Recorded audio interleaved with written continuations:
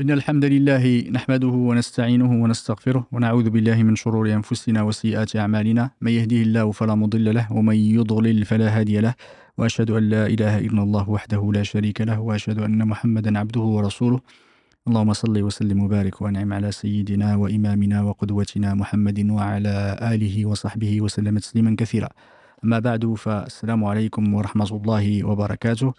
Bienvenue dans ce nouveau live de notre série qu'on consacre au fiqh contemporain, la jurisprudence actuelle, qui traite des sujets contemporains. Et alhamdoulilah, je suis en présence de Cheikh Mamadou Dafé, qu'Allah le récompense par le meilleur et lui facilite.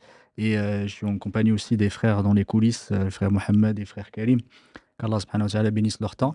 Et je vous souhaite la bienvenue et je vous remercie pour votre confiance. Et toujours renouvelé, alhamdoulilah, qu'Allah subhanahu wa ta'ala nous accorde la piété et que nous accorde la sincérité dans les paroles et dans les actes. Et alhamdoulilah, après avoir traité le sujet du Hajj la semaine dernière, qui est un des piliers de l'islam, la préparation du Hajj, comment se préparer pour une occasion aussi importante, une opportunité d'une vie, pour alhamdoulilah se faire pardonner ses péchés et se rapprocher d'Allah subhanahu wa ta'ala, c'est une occasion importante. Et en espérant, on invoque Allah subhanahu wa ta'ala pour tous ceux qui vont voyager pour le Hajj cette année, on leur invoque Allah subhanahu wa ta'ala pour eux, pour qu'ils acceptent leur Hajj, leur pèlerinage et que leur facilite leur voyage, qu'Allah subhanahu wa ta'ala les assiste. Et alhamdoulilah, cette semaine, aujourd'hui, on va commencer à parler d'un des piliers importants de notre religion qui est la prière et des questions actuelles qui autour de la salat, qui est le pilier de notre religion, fait partie effectivement, c'est le pilier le plus important de notre religion après l'attestation de foi. Et alhamdoulilah, on va voir au fur et à mesure toutes les questions qui peuvent se poser. C'est des questions actuelles relatives aux nouvelles technologies, peut-être qui peuvent se poser, ou aussi des situations qui sont rencontrées de plus en plus par rapport au contexte social, par rapport au progrès, par rapport aussi à des nouvelles habitudes culturelles et sociales. Et on va aborder ces sujets-là en compagnie de Cheikh Mamadou Dafé, qu'Allah le bénisse et le récompense par le meilleur. Alhamdoulilah, barakallahu fik, Cheikh. Bienvenue. الله يوفقك يا سي محمد. بسم الله الرحمن الرحيم. الحمد لله رب العالمين والصلاة والسلام على خاتم الأنبياء والمرسلين وعلى آله وصحبه أجمعين. Excusez-moi la voix cassée. On va essayer, Inch'Allah, c'est pas le plus important, mais ça peut quand même y contribuer.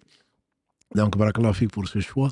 En effet, je pense qu'il était sage de, même si c'est pas dans l'ordre des piliers, il était sage de traiter pour nos frères et sœurs qui doivent aller au Hajj. Je pense qu'on a inversé, après la purification, normalement tu avais prévu la prière, et quel pilier, et effectivement c'est important, et si ça montre une chose, je pense c'est bien la dynamique de l'islam et l'intelligence des savants, et l'islam n'est pas venu pour un siècle particulier, pour un pays particulier, pour les gens parlant une langue particulière, c'est vraiment en tout lieu, pour tout lieu et tout temps, et donc alhamdulillah, que Allah a mis des gens intelligents et qui avaient pas seulement intelligents, qui ont ceci pour souci de servir les autres. Et tu nous rappelles souvent les plus aimés d'Allah. Ce sont les gens qui se soucient le plus ou qui rendent le plus service aux autres. Et qu'Allah nous compte parmi ceux-là. Donc le fait de partager avec les uns et les autres des interrogations, surtout les solutions, trouver des solutions au quotidien comme on essaie de le faire lundi, essayer de nourrir le cœur comme on le fait mercredi et samedi, donc pour des questions très importantes. Donc du fiqh contemporain. Et en effet, il n'y avait pas d'avion, il n'y avait pas de bateau, enfin, quoique des bateaux, il y en avait du temps du prophète sallam, il n'y avait pas de situation, même dans les habillements. Hein. Donc on a énormément de choses qui ont évolué. Alhamdulillah, l'islam n'est pas statique. Au contraire, c'est vraiment dynamique. Et donc de ce point de vue-là, Allah a voulu, donc à partir des deux bases sans lesquelles il n'y a pas de révélation, les deux bases de la révélation, qui sont le Coran et la Sunna, Allah a voulu, subhanahu wa ta'ala, donner la compréhension à des hommes et à des femmes pour essayer de tirer donc les bases, et donc l'esprit dans l'islam est extrêmement important, c'est ce qui leur permet donc de compléter et d'embellir la lettre. Et donc le but, comme on le dit souvent, le but c'est le rappel d'Allah. Si la prière devait s'arrêter avec l'évolution, où il y a des moments où il ne fallait pas prier, Allah n'aurait certainement pas demandé aux gens qui luttent pour sa cause de prier tout en luttant. Ou des gens qui sont malades sur leur lit de mort, Allah les aurait c'est très certainement dispensé de cela. Donc la prière, comme Allah l'a dit, la prière est pour les croyants une imposition à des moments bien déterminés. Et donc c'est de tout temps jusqu'à ce que la personne ne soit pas consciente ou alors qu'elle est dans une position particulière, l'inconscience plus le jeune âge ou quand la personne est disposée. Mais sinon, en tout temps, on peut prier debout, on prie debout, sinon assis, sinon couché, et sinon au moins mentalement. Donc c'est vraiment très important, ce qui fait que quelle que soit la situation dans laquelle elle est, Allah a, subhanahu wa ta'ala, prévu donc, des façons de se rappeler. Parce que la prière n'est pas pour autre chose. Comme l'a dit le prophète sallam dans le hadith à Aïcha, y compris le hajj, il dit que ce soit le rajm, que ce soit le tawaf, tout ça c'est pour se rappeler Allah. Donc ce sont des moyens, ce ne sont pas des buts en soi. Prier pour prier, on aurait pu faire un peu de gym, un peu plus d'exercice, un peu plus de je ne sais quoi d'autre. Quand on est malade, on en est incapable. Mais c'est vraiment pour se rappeler Allah, pour ne pas se faire, pour ne pas s'oublier soi-même. Et Allah met en garde, en effet, contre les gens qui oublient Allah. Et donc, Allah les laisse à eux-mêmes. Et c'est peut-être une des sagesses pour lesquelles on voit cette évolution dans le mauvais sens, donc de l'activité mondaine des uns et des autres. Ils oublient Allah. Et Allah a mis 50 prières en plus. 50 prières, puis 5 prières pour que nous donne toujours l'occasion, par miséricorde, lui qui n'a besoin de rien, parce que j'insiste dessus, si Allah veut nous rencontrer, veut qu'on le rencontre, c'est bien pour nous, c'est pas pour lui. Allah n'a besoin de rien, et donc la prière est la meilleure des façons. Il en a même fait un pilier, et comme tu l'as dit tout à l'heure, le deuxième pilier, ou le pilier le plus important des piliers matériels. Donc, il n'a pas laissé l'occasion à Satan de nous faire oublier dans ce pourquoi nous avons été créés, à savoir l'adorer, se rappeler de lui, le connaître et l'aimer. Barakallahu fik, jazakallahu khairan. Et je vais commencer effectivement, on va commencer Inch'Allah Ta'ala par la condition la plus importante, on va dire, la plus majeure de la prière qui est le temps, effectivement, c'est le moment. Et tu as cité, barakallahu fik, le verset de Surat Nisa, Inna as-salata kanat 'ala al-mu'minina kitaban mawquta.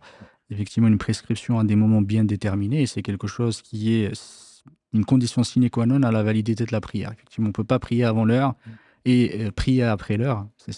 En tout cas, ça c'est aussi interdit. Du coup, c'est vraiment à des moments bien déterminés. Et Allah subhanahu wa ta'ala l'a bien effectivement l'a bien mis en avant dans le surat Nisa. Le prophète alayhi salatu wassalam nous a, dans le hadith d'Abdullah ibn Omar et d'autres hadiths, celui de Jabir et d'autres, où il nous a effectivement expliqué les heures de prière pour chacune des prières. Il y a 5 prières, alhamdoulillahi ta'ala, en dépit de ce que certains ignorants disent, il y en a 3 ou d'autres, qu'Allah subhanahu wa ta'ala les guide, c'est tout ce qu'on peut dire.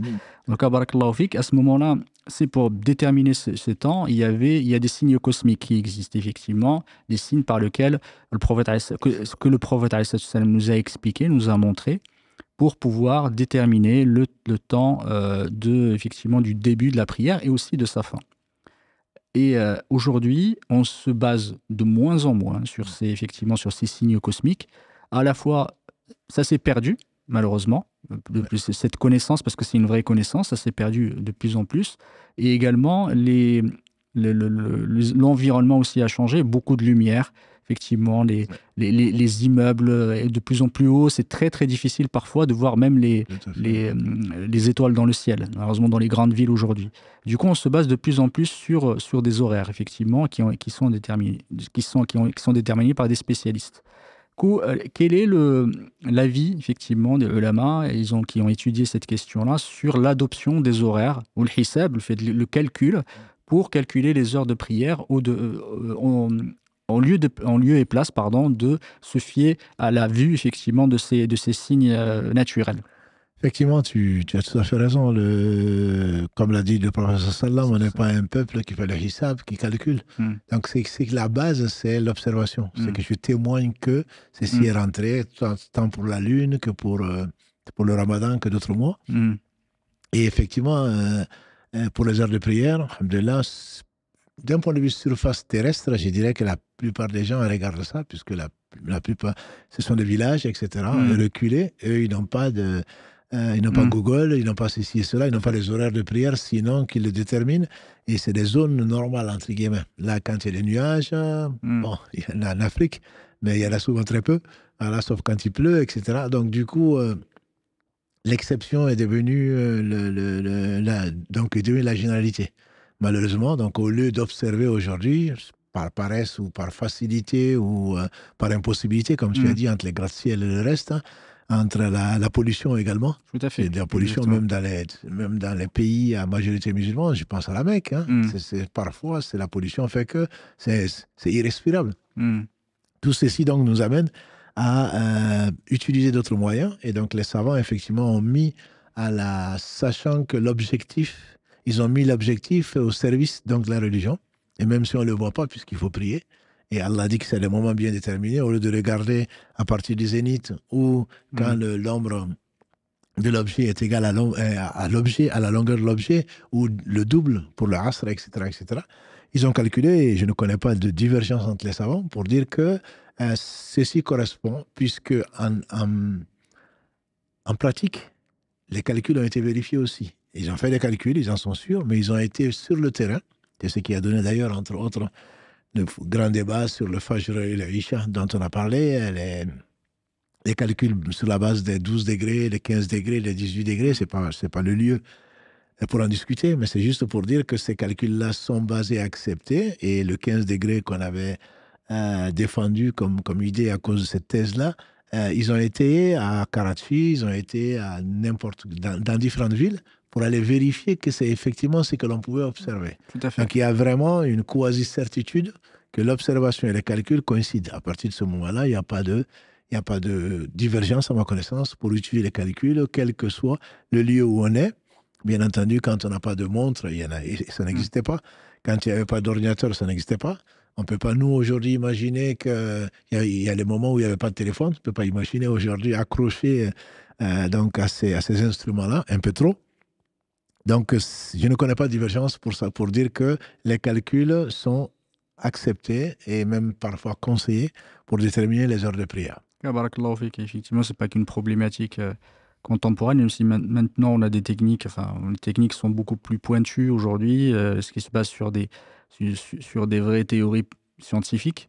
Auparavant, effectivement, les ulama ont parlé du fait de déterminer par le calcul. Effectivement, dans la plupart des fois, ils parlaient quelqu'un qui calcule effectivement l'entrée par un wird, par exemple, qu'il a. Par exemple, il finit sa prière, il commence un wird. Le wird, c'est une série d'invocations que les personnes s'imposent tous les jours. Des évocations, des invocations, le Coran ou un wird. C'est quelque chose qui est effectivement récurrent. Du coup, il disait que s'il se base là-dessus, par exemple, à la fin de ce wird, il sait que l'Asr va rentrer, il peut prier, effectivement. Ou par exemple, il a commencé... C'est pour les personnes qui sont très lointaines, qui n'entendent pas l'adhan. Parce que l'adhan, c'est quelque chose de très important pour l'entrée. Et c'est un signe de la religion important. Mais c'est les gens qui habitent effectivement de façon, loin des mosquées qui n'entendent pas l'adhan. C'est ce qui effectivement peut se baser sur une activité. Par exemple, il sait qu'il commence cette activité, finit l'activité, il sait que comme tu as dit tout à l'heure, par observation, par expérimentation, il sait que c'est toujours ça tombe, il peut se baser là-dessus pour déterminer. Ça me rappelle effectivement, c'est très bien par rapport à l'IMSAC, c'est qui prennent 20 minutes. Tout à fait. Effectivement, on a dit, j'ai déjeuné avec le professeur Sallam, et donc ensuite on a été prié. On dit combien de temps est resté? Il dit le temps de lire 50 versets. Oui, et effectivement, aujourd'hui qu'on estime à 20 minutes, mais qui est une innovation. Hein. On peut manger jusqu'à l'entrée donc du soub sadiq, mais c'est tout à fait. Ce sont des méthodes que les gens utilisaient. Ils ont des méthodes, le temps de quitter ici pour arriver là-bas. Voilà, c'est le asr était rentré, etc. Effectivement, c'est un très bel exemple que les gens réfléchissaient, même s'ils n'avaient pas d'ordinateur. Ils avaient des repères.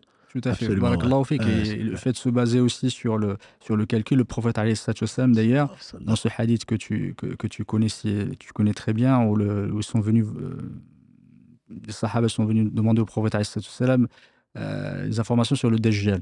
Effectivement, on leur a dit qu'effectivement il allait sortir 40 jours, et un jour qui est comme une année, plus un mois, plus une semaine. Ouais. Et là, ils lui ont dit effectivement comment on fait pour prier. Ils ont dit, est-ce que je prends effectivement, est-ce qu'une prière, ça veut dire que les 5 suffisent pour un jour, parce que c'est pour un an, justement, pour un an. Et là, le prophète, il a dit, faqdiru lahu qadra. Effectivement, calculez, faites une estimation déterminée. Et là, les ulama, ils ont dit, ils en ont conclu qu'on fait par 24 heures, et on fait 5 prières par 24 heures jusqu'à ce que la finisse. Ça veut dire qu'on fait, pendant cette année, on fait un calcul pour l'estimation, en tout cas, pour déterminer le nombre de prières et ne pas prier que 5 pour le jour, mais prier 365 fois. Ça aurait arrangé le nombre de gens. C'est ça, exact, ça aurait arrangé le nombre de gens. C'est pour ça que ça fait partie justement des preuves, des arguments qui vont dans ce sens-là. C'est pour ça que je dis ils sont bien plus intelligents qu'on le pense. On pense que oui, ils pensent ça, mais ce sont des hommes, ils pensent ça, oui. Mais avant de penser ça, avant de l'exprimer, ils se basent vraiment sur des choses qui sont solides, quoi. Tout à fait. Et qui sont de la révélation. Et si Allah a voulu effectivement que les 40 jours, qu'il y ait un jour qui soit un an, et bon, les compagnons du prophète ont effectivement posé la question, et c'est une excellente question. S'il y a un jour en un an, on dit par jour. Donc on dit 5 prières par jour. Mais si le jour fait un mois, ou il fait un an, comment on fait pour la prière? Et montrer aussi l'attachement des compagnons du prophète à cette pratique-là qu'est la prière. Quoi. Tout à fait, barakallahu fik. Effectivement, après, en parlant, discutant de cela, j'ai une question effectivement qui pourrait être intéressante, pas pour nous, mais pour les personnes qui habitent dans le nord, vraiment dans le sud, où les journées sont très très longues. Parfois, les journées sont très longues, parce qu'effectivement, les ulama, ils ont étudié ce sujet, les académies de jurisprudence l'ont étudié.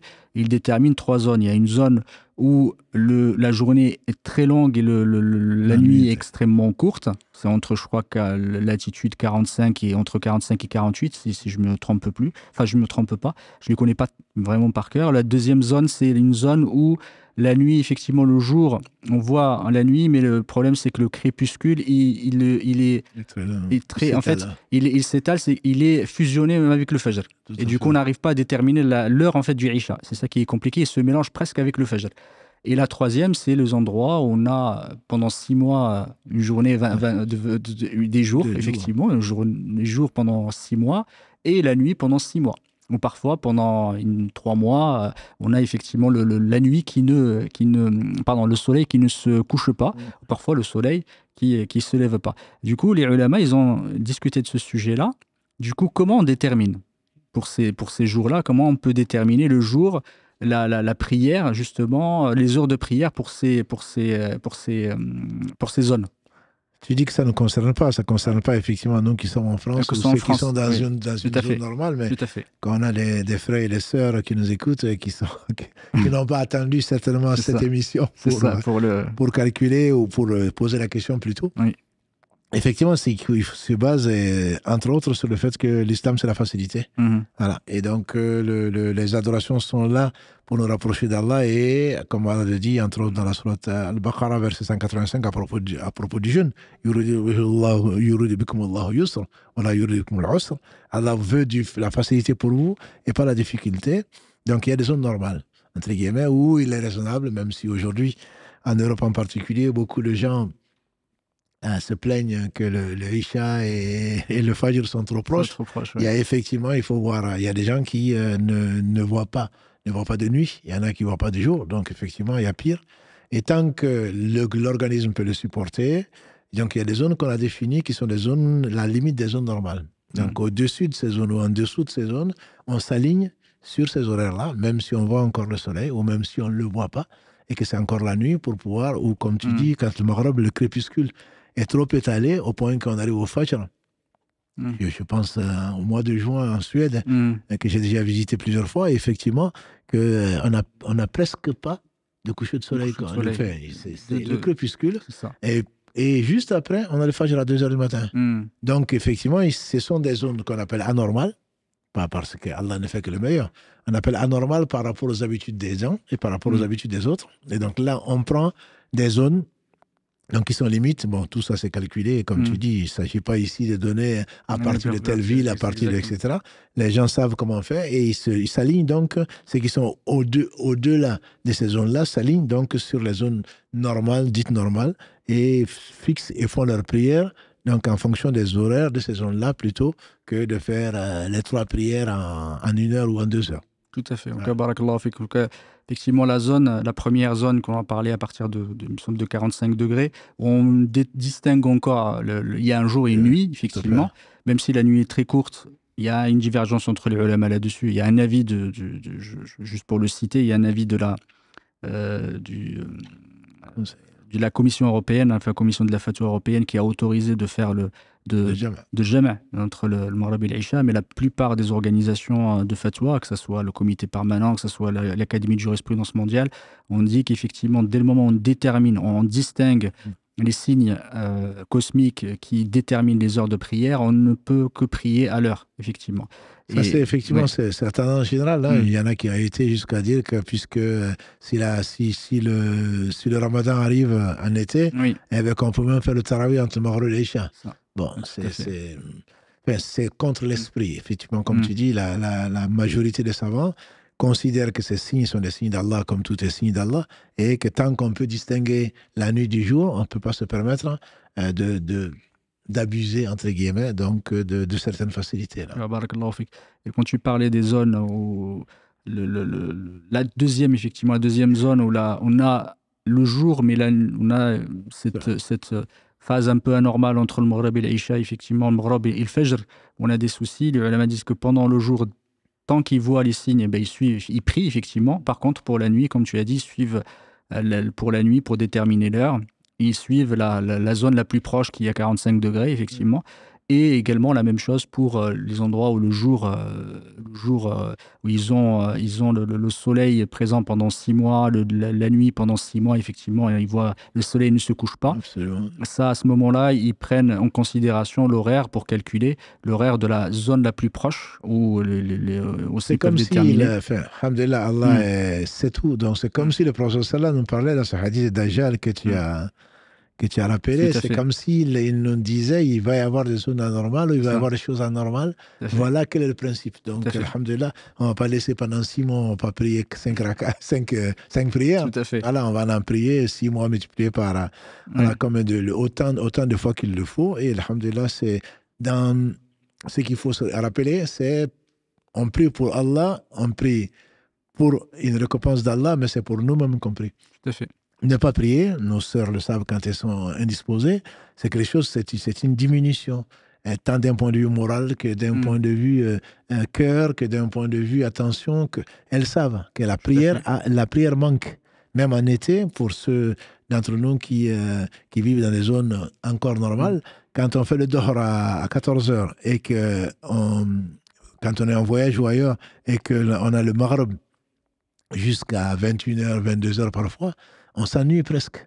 On s'ennuie presque de ne pas prier. Et donc, parce que, alhamdulillah, le cœur vit et la source et le ravitaillement, la source de ravitaillement du cœur, c'est le dhikr d'Allah. Et l'homme a tendance, heureusement qu'Allah nous appelle 5 fois par jour, à ne pas se rappeler souvent Allah si on le laisse comme ça. C'est une des sagesses pour lesquelles Allah nous oblige, nous impose donc ces 5 moments pour faire la prière. Et donc, effectivement, rester 1 mois, même quelque chose sans prier, c'est quelque chose qui pénalise la vie du cœur, parce que c'est comme si on coupait une source de ravitaillement, donc de vie. Par conséquent, la personne vit difficilement. Quand on légitime, enfin les ulama légitiment le calcul, l'adoption du calcul pour les heures de prière, la plupart des ulama, ceux-mêmes qui ont l'autorisé pour la prière, ne l'autorisent pas pour le jeûne. C'est juste pour remarque, pour que les gens effectivement comprennent que ce n'est pas du tout la même chose, et que les gens, enfin les ulama en ont parlé. Par exemple, Imam Qara, fait qu'Allah lui fasse miséricorde, qui fait partie de l'ulama malikite, il avait parlé qu'il y avait une différence entre le calcul pour la prière et l'adoption du calcul pour le jeûne. Ce n'est pas du tout la même chose, parce que l'acte même de jeûner est déterminé par la vue. Effectivement, c'est ça qu'il faut prendre pour jeûner, et également pour la fin, effectivement, du ramadan aussi. Et ça, le prophète l'a bien indiqué dans les hadiths. Du coup, il y a une vraie différence entre les deux, et on ne peut pas, ceux-mêmes, les ulama même qui l'ont autorisé le calcul pour la prière, ne l'autorisent pas pour le calcul, pour la détermination du début du ramadan ou de la fin du ramadan. Effectivement, comme tu dis, si on parle de problème contemporain, ça veut dire qu'il n'y a pas de source du Coran ou de la Sunna, comme on a vu tout à l'heure dans les derniers épisodes du fiqh, de la base du fiqh, dans la mesure où s'il y a des hadiths dessus, comme la vision sur le ramadan, même si la nouvelle école ou quelques intellectuels disent qu'il faut calculer pour le ramadan, déterminer, etc.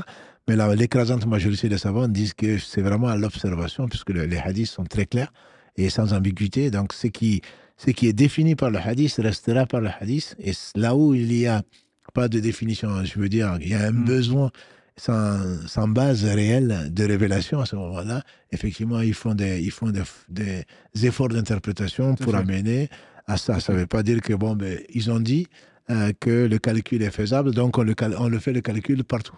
Ce qui n'est effectivement pas le cas. En tout cas, la question du calcul pour le début du ramadan, ce n'est pas quelque chose qui s'est posé maintenant, ça s'est posé auparavant aussi. Le ulama, ce n'est pas que les éléments contemporains qui ont abordé ce sujet, c'est quelque chose qui a déjà été abordé auparavant. Il y a une vraie différence entre le calcul effectivement pour la prière et le calcul pour le jeûne, barakallahu fik, en cas de l'avoir rappelé. Autre sujet relatif à la prière, qui est quelque chose qu'on voit de plus en plus et que les ulama ont abordé, qui fait partie des choses très communes maintenant, c'est la façon de s'habiller pour la prière. C'est l'habit de la prière qui a beaucoup changé. Et une des choses qu'on voit de plus en plus chez les hommes, c'est les pantalons. C'est le fait de mettre des pantalons pour prier. Avant, c'est pas quelque chose qu'on voyait. Il y a peut-être une cinquantaine d'années ou une centaine d'années, c'est peut-être on les voyait très très peu je parlais pas de l'extérieur, mais vraiment dans les mosquées. Du coup, quel est le statut par rapport à la prière avec un pantalon? Est-ce qu'elle est valide? Quel est le statut religieux là-dessus? On va revenir en fait, la prière, on dit où que l'on soit, on doit prier. Et donc, on doit être couvert et on doit pouvoir prier. Donc, effectivement, au début, il y a eu quelques discussions et même quelques savants contemporains comme l'imam Albani ou d'autres qui disent que non, c'est pas possible, c'est parce que c'est trop serré, etc., etc. Donc, on doit absolument, on voit quelques frères avec des pantalons en train de mettre soit un serwal dessus, etc., parce que c'est trop serré.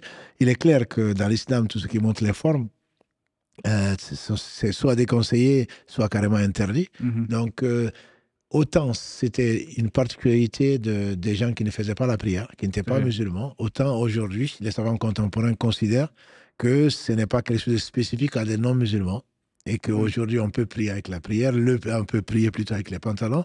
Le plus large possible est le mieux. Il ne faudrait vraiment pas que ça montre les formes, notamment les formes de la aura. Mais la prière reste valide.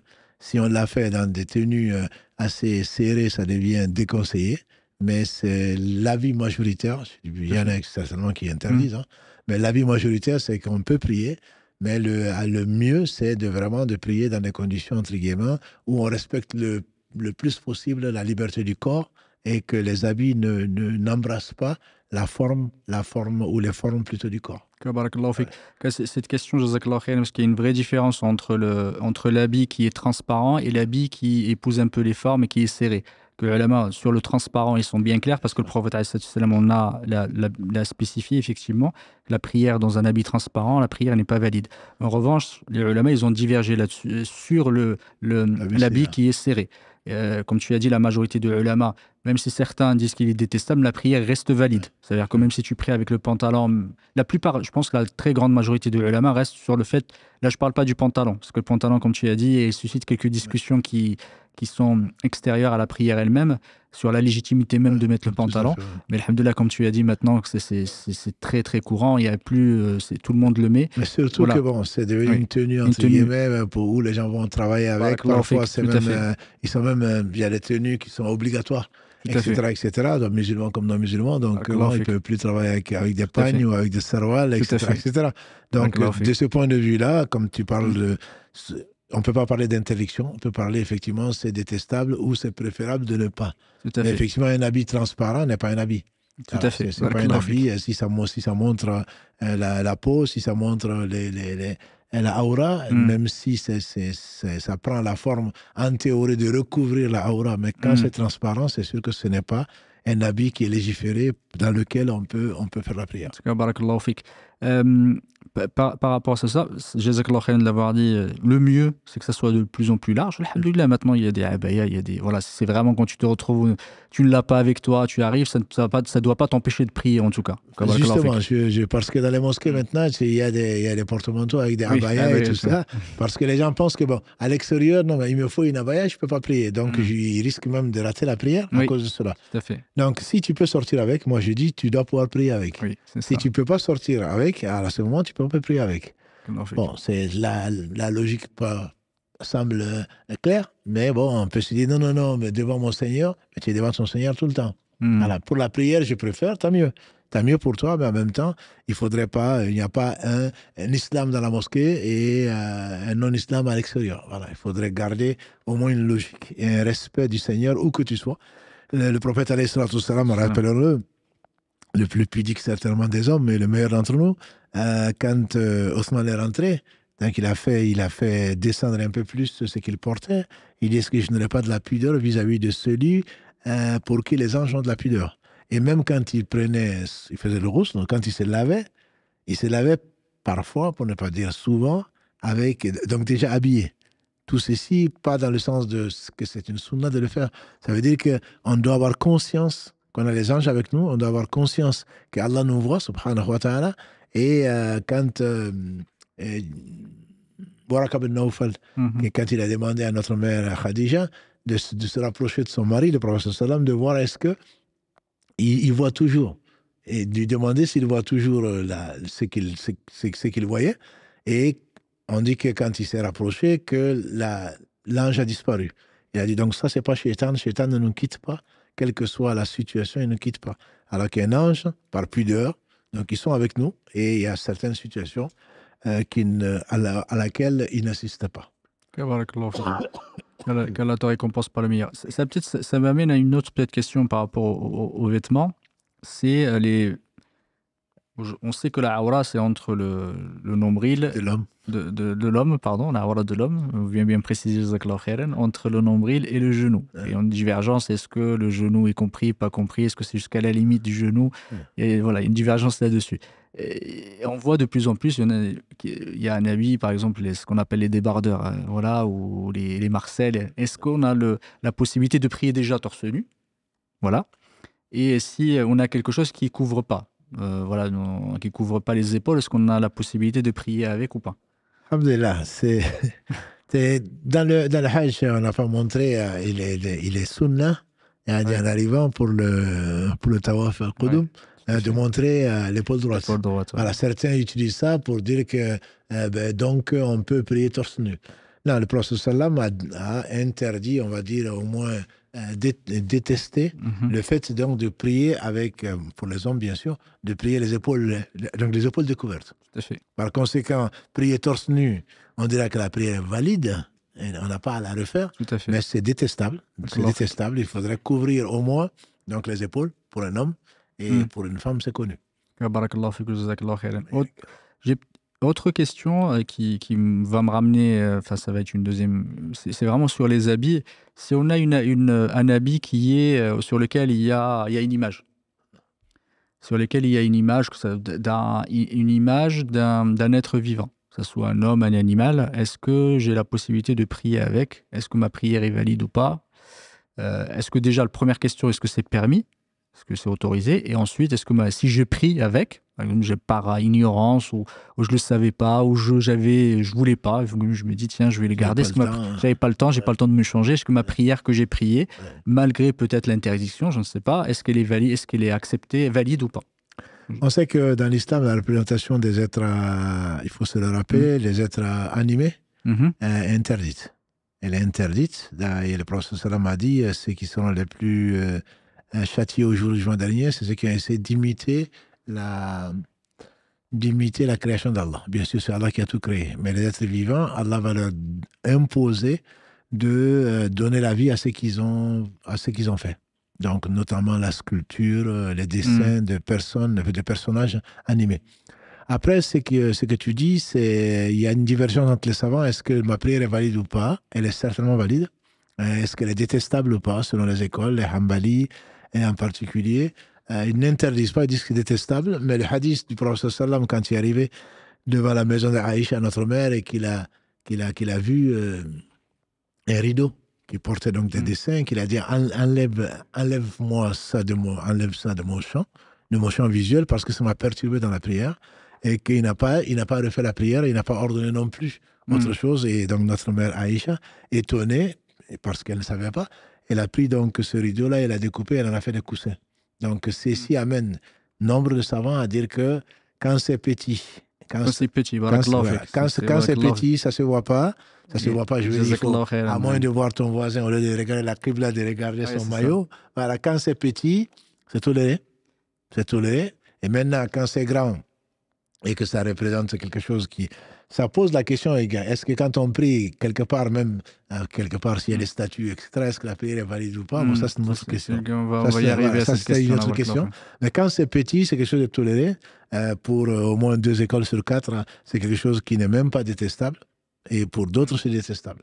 En tout cas, c'est quand il parlait justement des petits, parce qu'on a la nécessité de le faire. Par contre, en revanche, quand c'est voulu pour autre chose, par exemple pour de l'ostentation ou pour montrer, c'est plutôt quand il parlait de ce sujet-là, c'est à l'époque, ils avaient des pièces d'argent où il y avait des dessins, parce que les pièces, qu'elles soient en or, en argent, les rois, etc. Il y avait des rois, etc. Ouais. Surtout les pièces qui venaient de pays qui n'étaient pas musulmans, des pays chrétiens ou autres. Et ils l'utilisaient. Exactement. Ils l'avaient sur eux. Exactement. Absolument. Parce que bon, là, c'est pas des choses qu'on peut détruire, pas pour faire la prière, etc. Et également, l'un de leurs arguments, c'est que, quand on parle de petits, c'est que entre autres sagesses, c'est de ne pas imiter l'adoration des idoles. Tout à fait. Ce qui est représenté, les idoles sont représentées et on n'a pas vu d'idoles minuscules. D'habitude, il est représenté de grandes idoles, etc. Et donc, ce n'est pas du tout dans ce sens-là. Et ce qui est porté sur soi des dessins ne sont pas des choses qui sont que l'on déifie ou que l'on adore. Donc, à partir de ce moment-là, il y a une tolérance pour cela. Pour le nombre de savants, il y a une tolérance quand c'est petit et que cela n'est même pas déconseillé, mais certains disent que c'est détestable. Bien entendu, si on peut faire le contraire, si on peut l'éviter, il faut l'éviter. Effectivement, le mieux, c'est de le cacher, de le mettre dans la poche. La question se pose parfois pour les badges. Quand j'ai un badge avec l'image, parce qu'il y a une divergence là-dessus sur les photos, les photographies, même s'il y a une divergence, certains éléments considèrent comme étant interdit, d'autres que ce n'est pas la même chose que le dessin. Tout à fait, du coup, même ceux-là, effectivement, ils disent qu'on peut les porter, et le mieux, c'est de les mettre dans la poche pendant qu'on prie pour éviter la divergence. C'est qu'on dit toujours, ce fameux hadith, si tu peux éviter les divergences, il faut les éviter. Et donc, il n'y a pas si on peut mettre son badge dans sa poche ou dans sa blouse ou autre chose, et prier, c'est certainement mieux. Mais si on a oublié, ou si on ne peut pas faire autrement que de le faire, à ce moment-là, c'est quelque chose de toléré. En tout cas, barakallahu fik. En cas, les ulama, quand tu disais tout à l'heure, tu parlais des habits qui contenaient des images, des images, des images assez imposantes, on le met effectivement soit par ostentation, même pas par ostentation, pour décorer.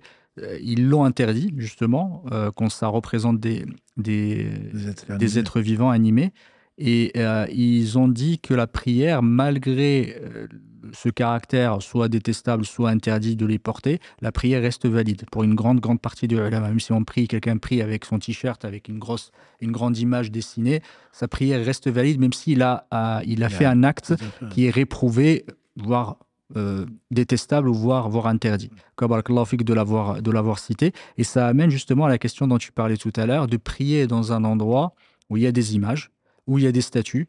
Est-ce que c'est permis ici, est-ce que c'est permis de le faire? Et si je prie, est-ce que ma prière est valide? Parce que des fois, chez les ulama, c'est différent. L'acte peut être interdit, mais la validité de l'acte ou la validité, par exemple, du contrat, c'est autre chose. C'est exactement. Je pense que c'est important de comprendre les bases, notamment sur le divorce, par exemple. Quelqu'un qui divorce avec la femme alors qu'elle s'est menstruée, ça arrange beaucoup de femmes qui disent non, le divorce n'est pas valable parce que j'avais mes menstrues. L'autre ne le savait pas. Et est-ce que Il y a les savants, comme Cheikh Othaymin ou d'autres, qui disent puisque c'est interdit, ce n'est pas valable. Mais la majorité des savants disent qu'il y a deux actes qu'il faut séparer, l'acte lui-même et l'interdiction. Donc là, prier dans une... Il faut éviter, c'est évident. Mais tu n'as pas d'autre endroit où prier. Tu peux le prier, ta prière est valable. Si tu l'as fait exprès, bien sûr, elle est détestable, et donc peut-être qu'Allah ne va pas l'accepter, mais ça, on lui laisse, c'est lui seul qui sait. Mais la prière reste valable, même si tu as fait une chose interdite, quand tu sais, et tu pouvais faire autrement. La prière reste valable. Je conseille, entre guillemets, ça arrive parfois, je ne vais pas dire dans quel lieu, parfois quand tu n'as pas d'autre endroit que de prier dans des endroits où il y a, et ce qui est conseillé, c'est de masquer, de couvrir ces choses-là, voilà. Mais n'oublie pas de les démasquer après parce qu'ensuite, tu peux avoir des soucis, voilà, avec les responsables des lieux. Tout à fait. En tout cas, jazakallah khairan. Pour éviter aussi, il y en a certains qui sont éprouvés par les photos, effectivement, qui mettent des images, des photos chez eux. Voilà, qu'Allah subhanahu wa ta'ala est facile. Mais au moins, quand ils prient, faire attention de ne pas se retrouver à des endroits où il y a justement ces images et éviter. Quand on peut se passer de ces photos-là, je ne vois pas pourquoi on va les couvrir, ensuite on va les découvrir. Oui, malheureusement. Non, voilà, parce que malheureusement, ça veut dire qu'on y tient vraiment. Oui, soit on espère de la bénédiction, en quel cas ça devient vraiment de l'association, soit alors on s'ennuie de ne pas avoir la photo de sa grand-mère. Voilà. Mais il est clair que là où on prie, de toute façon, ne serait-ce que même c'est détestable. Pourquoi faire une chose détestable alors qu'il y a un risque? Détestable, c'est quoi? C'est Allah n'aime pas. Et toi, tu veux te rapprocher d'Allah. Il y a quelque chose qui m'échappe. Voilà. Une chose détestable, quand on peut l'éviter, elle n'est permise que parce qu'on ne peut pas y a pire. Voilà. Il faut que je fasse ma prière. Mais je n'ai pas d'autre lieu de le faire que là. Et donc, je n'ai pas de pouvoir. Exactement, c'est une darura à ce moment-là, parce que tu dois prier. Le fait de prier, tu dois prier. Il ne faut pas laisser aller dans la chambre pour prier parce que dans le salon, c'est décoré par les photos de ta grand-mère quand elle a fait le Hajj. Je ne comprends pas très bien la logique. Mais bon, si tu es chez ton père, tu n'as pas intérêt à décrocher. C'est ça, mais c'est à ça que je pensais. Parce que des fois, on n'a pas le choix. Voilà, on n'a pas le choix. On vient visiter, on dit prie. Bon, si c'est tu es seul, alhamdoulilah, tu mets quelque chose dessus. Et si jamais tu oublies, ça risque de t'amener des problèmes. Alhamdoulilah, qu'Allah facilite. Amen, et on va arriver à un autre élément important qui est un préalable à la prière, c'est l'adhan. Le adhan, effectivement, qui est une adoration, chez une grande majorité des ulama, enfin, c'est une sunna muakkada, et chez les hanbalites, pour eux, c'est un fard kifaya, c'est un fard kifaya, c'est une obligation collective, on va dire, parce que ça fait partie des signes de notre religion, le fait d'annoncer la prière, faire l'adhan. Il y a eu, pourquoi on en parle? Parce qu'il ne faut pas s'étonner. C'est le fait de passer le adhan avec des enregistrements. Et ça a existé dans certains pays, d'ailleurs, il faut le savoir.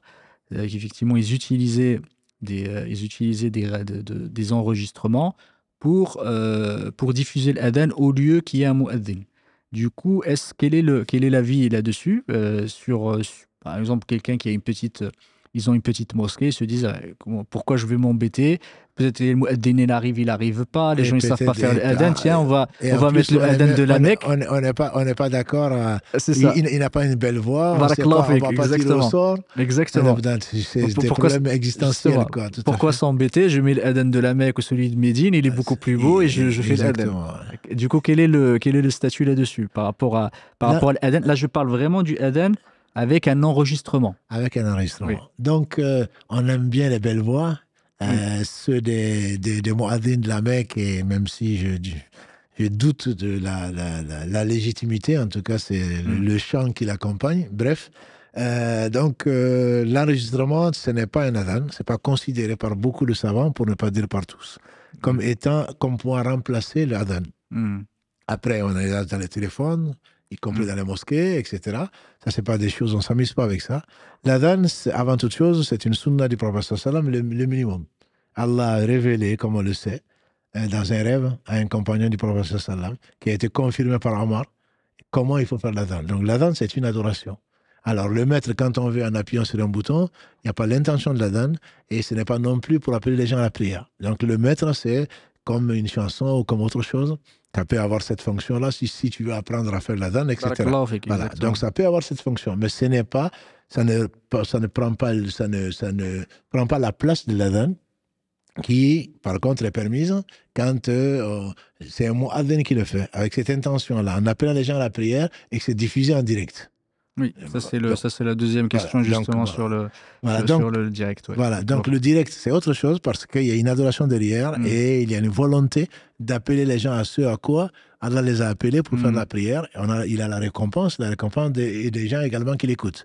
Par contre, mettre un enregistrement à la place de son frère parce qu'on ne l'aime pas, ou à la place de je ne sais qui d'autre, ou parce que pour résumer, ou plutôt pour résoudre un problème, qui ne devait pas exister. Mais comme l'a dit le prophète sallam, si on connaissait l'importance de la première place et de faire l'adhan, on aurait fait un tirage au sort. Bon, là, ce n'est pas le cas. C'est parce que des faux problèmes occupent des musulmans pour savoir, ou alors par paresse ou autre chose. Donc, toujours est-il que l'enregistrement ne prend pas la place d'adhan. Barakallahu fik, parce que tu as d'avoir insisté que c'est une adoration et une des conditions d'adoration, de la validité de l'adoration, c'est la niya, c'est l'intention. Tu ne peux pas demander l'intention à une machine, justement. Ça, c'est quelque chose avec l'intelligence artificielle maintenant. Oui, on ne sait jamais. On ne sait jamais. Barakallahu fik. Et effectivement, on avait demandé à un des Cheikh Mohamed Ibrahim, qu'Allah lui fasse miséricorde, c'était quelqu'un, à l'époque, quand ça a commencé à intervenir, c'était des 45 tours, là, voilà. On lui avait posé la question du Maghreb. Quelqu'un de, je ne sais plus si c'était d'Algérie ou de Maroc, sur la validité. Il avait fait une réponse assez détaillée. Il a dit que c'était presque une innovation que de faire comme ça. L'innovation, ce n'est pas, alors il faut faire attention, ce n'est pas de diffuser avec le adhan avec un enregistrement, ce n'est pas ça. C'est de remplacer le mu'adhin par un enregistrement. Pour lui-même, c'est une innovation parce que les contraires à la sunna du prophète alayhi salatu wassalam, et aussi ça vient remplacer une sunna du prophète alayhi salatu wassalam, parce que la sunna aussi, c'est de la façon dont je le fais, effectivement. La bid'a peut être aussi caractérisée, la source de la bid'a aussi peut être la façon avec laquelle, par laquelle tu fais une adoration. Et ça, c'est exactement, ça peut être considéré comme étant une innovation que de faire ça. Il disait qu'effectivement, aussi, le rôle de mu'adhin et le bénéfice qu'il y a derrière, effectivement, cette adoration-là va être annulé si on commence à faire ça. Le mu'adhin, comme tu as dit, barakallahu fik, tu m'as parlé, si les gens savaient le bénéfice qu'il y avait derrière et la rétribution. Comme l'a dit le prophète, il aura le coup le plus long. Bon, il y a eu des divergences sur l'interprétation, peu importe. Et quand on fait l'adhan, toutes les choses qui nous entendent, des pierres, des djinns, vont témoigner pour nous au jour du jugement dernier. Et ce n'est pas l'enregistrement qui va avoir ça. Donc, tout ceci, à moins de faire des économies maintenant, comme dans les stations de salut et dans les stations d'essence, et ne plus payer les mu'adhin, normalement, ils ne sont pas payés. Mais bon, il y a les États qui les payent, il y a les villages qui les payent pour faire ça. Et on sait que pour faire imam et pour faire l'adhan, etc., on ne se fait pas payer pour ça. Ils peuvent avoir des cadeaux ou autre chose, mais on ne doit pas se faire payer pour ça. Si c'est pour ça, c'est vraiment triste. C'est vraiment triste, mais en réalité, l'enregistrement ne doit pas remplacer, quand on connaît en tout cas la base et l'esprit de ceci, que c'est une vraie adoration, et que pour chaque adoration, la personne va avoir la récompense de tout ça pour qu'on va lui priver de ça et l'accorder à une machine. Malheureusement, si on ouvre les portes à des choses comme ça, demain, on va remplacer l'imam par une machine qui va connaître le Coran mieux peut-être que l'humain, qui va probablement mieux, et qui va le réciter peut-être mieux, etc.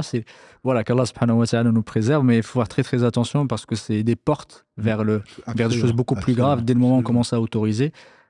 Ça peut être très, très, très gravissime, même si certains ulama, à un moment, ils ont autorisé ça, mais comme tu as dit, la très grande majorité des ulama ne l'ont pas autorisé. Tu avais évoqué tout à l'heure la retransmission directe de l'adhan d'un vrai mu'addin cette fois-ci.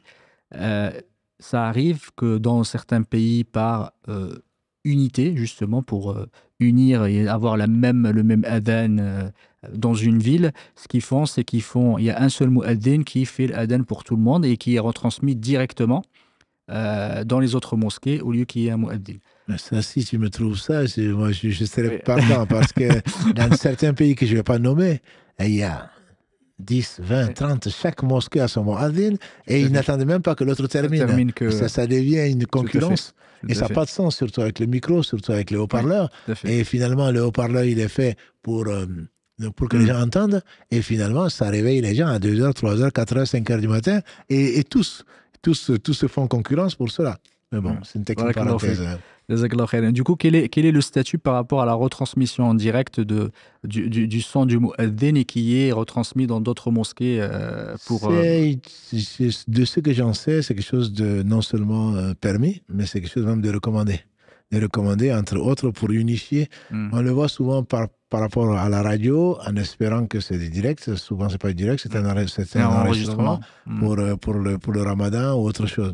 Mais que ce soit un mu'adhin vrai qui est en train d'appeler les gens et qui a regardé son heure, qui sait que l'heure est rentrée et que tout le monde sache que c'est rentré à la même heure, c'est plutôt quelque chose de recommandé. Puisque l'unité dans l'islam, dans le bien, est quelque chose de plus que recommandé, c'est même une obligation. Donc, cela est permis par les savants sans aucune discussion à ma connaissance. Barakallahu fik.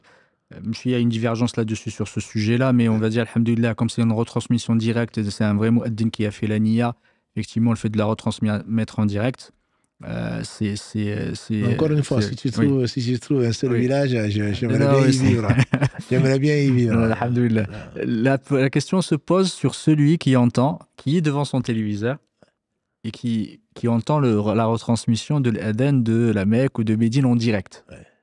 C'est un vrai mot adhan. A priori, oui. J'espère qu'ils ne mettent pas un enregistrement. Du coup, est-ce qu'il doit répondre?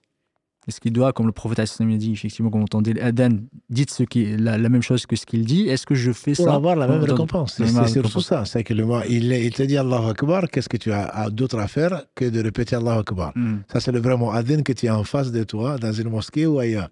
Quand tu le fais en direct, s'il est permis de le faire en direct, il est conseillé de répéter après lui, parce que ce n'est pas une obligation, mais c'est toi qui perds si tu ne le fais pas. Parce que tu vas avoir la même récompense. Et on a dit que la récompense du mu'adhin, ça va jusqu'à toutes les personnes qui vont témoigner pour lui. Donc, et comme on ne va pas faire le tirage au sort à chaque prière pour savoir qui est le mu'adhin, on va laisser un le faire et nous, on va avoir la même récompense en répétant ce que le mu'adhin dit. Donc, si c'est en direct, il est permis. Bon, tu ne vas pas aller vérifier si c'est en direct ou pas. A priori, si c'est en direct, de la Mecque ou donc de Médine ou de n'importe quelle mosquée, je ne sais pas si c'est en direct. En tout cas, on doit répéter. On est en train de passer, par exemple, on entend et on est un peu en retard ou on n'est pas en retard parce que c'est le premier appel à la prière. On est en train d'aller à la mosquée ou on est en train de faire ses ablutions. On a fini, on se prépare pour aller à la mosquée. Quand on entend l'appel, on reconnaît en plus on reconnaît le muezzin du quartier ou du village. On doit répéter après lui. Il est permis, pour ne pas dire que c'est conseillé, de le répéter pour avoir la même récompense et pour obéir au prophète sallallahu alayhi wa sallam, même mort. Et parfois, ce qui peut arriver dans certains, quand tu as parlé de villages ou des villes, c'est qu'on a plusieurs adhan qui sont faits. Chaque mosquée, elle a son propre adhan. Oui. Des fois, ils s'attendent pas. Malheureusement, des fois, on entend et on ne sait plus parce que maintenant, avec les cacophonies. Quelqu'un qui entend plusieurs adhan, je sais qu'il y a une divergence là-dessus entre les ulama. S'il y en a plusieurs, comment il fait? Est-ce qu'il répond à chacun ou il répond à un seul? Effectivement, je sais qu'il y a des avis là-dessus entre les ulama, mais comment il fait? Celui qui se retrouve par exemple dans un pays, ça m'arrive très souvent quand on est dans les pays du Maghreb, il y a tellement de mosquées, des fois on entend le premier adhan, on entend le deuxième, le troisième, est-ce que je réponds à un seul, au premier? Est-ce que je réponds, comme certains ulama disent, à la mosquée où je vais? Justement, et je ne réponds pas aux autres parce que quand il t'appelle, il te dit « Hayya ala salat », tu lui réponds, effectivement. On a certains, comme Cheikh Ibn Sam qui dit que tu réponds à chaque fois que tu l'entends, comme le prophète nous a dit de répondre. À chaque fois qu'on entend un adhan en direct, on y répond. Quel est l'avis pour toi qui est le meilleur sur cette question-là? Le meilleur, c'est plus tu peux gratter, tu grattes. Les bonnes actions, alhamdulillah, moi je suis d'avis de répéter, sauf s'il y a la cacophonie, et tu ne sais plus, tu as commencé la hawla wa la quwwata illa billah, et l'autre est la ilaha illallah, tu ne sais plus, mais c'est pas une obligation, l'obligation n'était pas faite, mais le minimum, c'est que tu répètes l'appel à la prière de ce que tu entends qui est le plus proche. On imagine la mosquée où tu vas y aller. Voilà. Mais il se peut que tu n'y ailles pas, mais que tu entends, ou la première au moins. Au moins la première. Maintenant, si tu peux le faire au fur et à mesure que tu avances, ce serait bien pour toi parce que c'est des dhikr. Et le monde est maudit ce qu'il contient, sauf le rappel d'Allah et ce qui peut lui être assimilé. Et là, ça peut être assimilé au dhikr. Et donc, il est conseillé à celui qui peut de le faire. Et même à celle qui l'entend et qui ne va pas y aller par indisposition ou autre chose. Et ça lui est conseillé.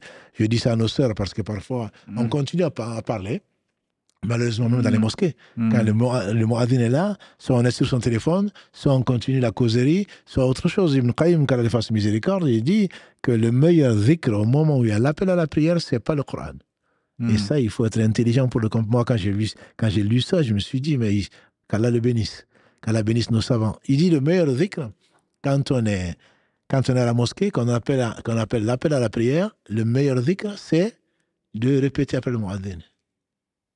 Et au moment où tu es en état d'ihram, le meilleur dhikr, c'est labbaik Allahumma labbaik. Et pourtant, bon, tu peux lire le Coran, tu peux penser si c'est la raison qui tient. Non, le prophète m'a dit quand vous voyez ça, donc ça veut dire c'est le moment. Et il n'y a pas meilleur moment, même si tu lis le Coran, il t'est conseillé d'arrêter le Coran et de répéter ce que dit le muaddin. Ce qui fait que c'est vraiment très important de comprendre l'esprit de l'islam. Si le prophète l'a dit, ce n'est pas pour s'amuser. Il ne l'a pas dit comme ça. Il n'a pas inventé, il n'a pas déduit. C'est une inspiration qui est inspirée. Et donc, c'est répéter l'adhan après donc le muezzin, c'est une occasion, une aubaine qu'Allah nous donne pour pouvoir avoir beaucoup de hasanat. Jazakallah khair. Et effectivement, comme tu disais, Ibn Qayyim, qu'Allah lui fasse miséricorde, la question, effectivement, comme tu as dit, c'est le meilleur, c'est de l'invocation, en tout cas l'évocation, l'adoration qui est déterminée à un moment donné, parce que si tu rates ce moment, l'adoration, tu vas la rater. Le fait de prier, lire le Coran, tu peux le laisser pour après. Alors que ce moment-là, l'adhan, il ne va pas se répéter. Tu l'auras peut-être après, mais celui-là, tu l'as raté ce moment-là. Celui-là, tu l'auras et tu ne l'auras plus. Peut-être que tu ne l'auras plus. Du coup, c'est très important de le savoir. Il y a des moments tu ne peux pas effectivement faire. Tu dois obligatoirement privilégier parce que le moment va passer et tu vas rater, alors qu'il y a d'autres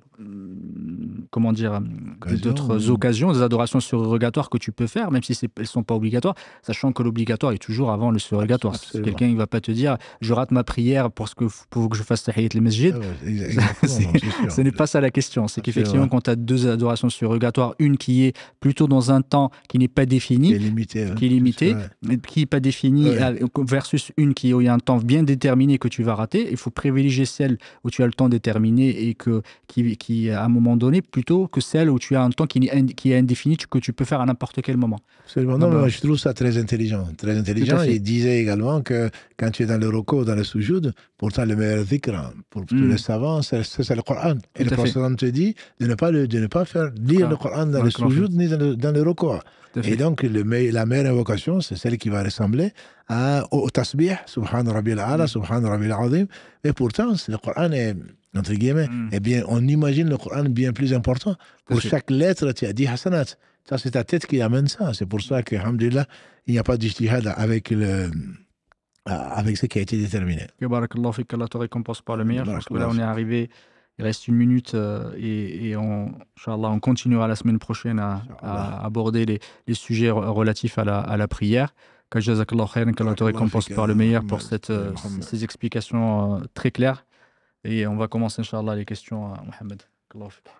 Oui, salam alaikum, Cheikh Mohamed, barakallahu fikum pour ces échanges. Alhamdulillah, il y a énormément de questions. Donc, salam alaikum à nos frères, à nos sœurs qui nous suivent beaucoup, alhamdulillah, sur le réseau.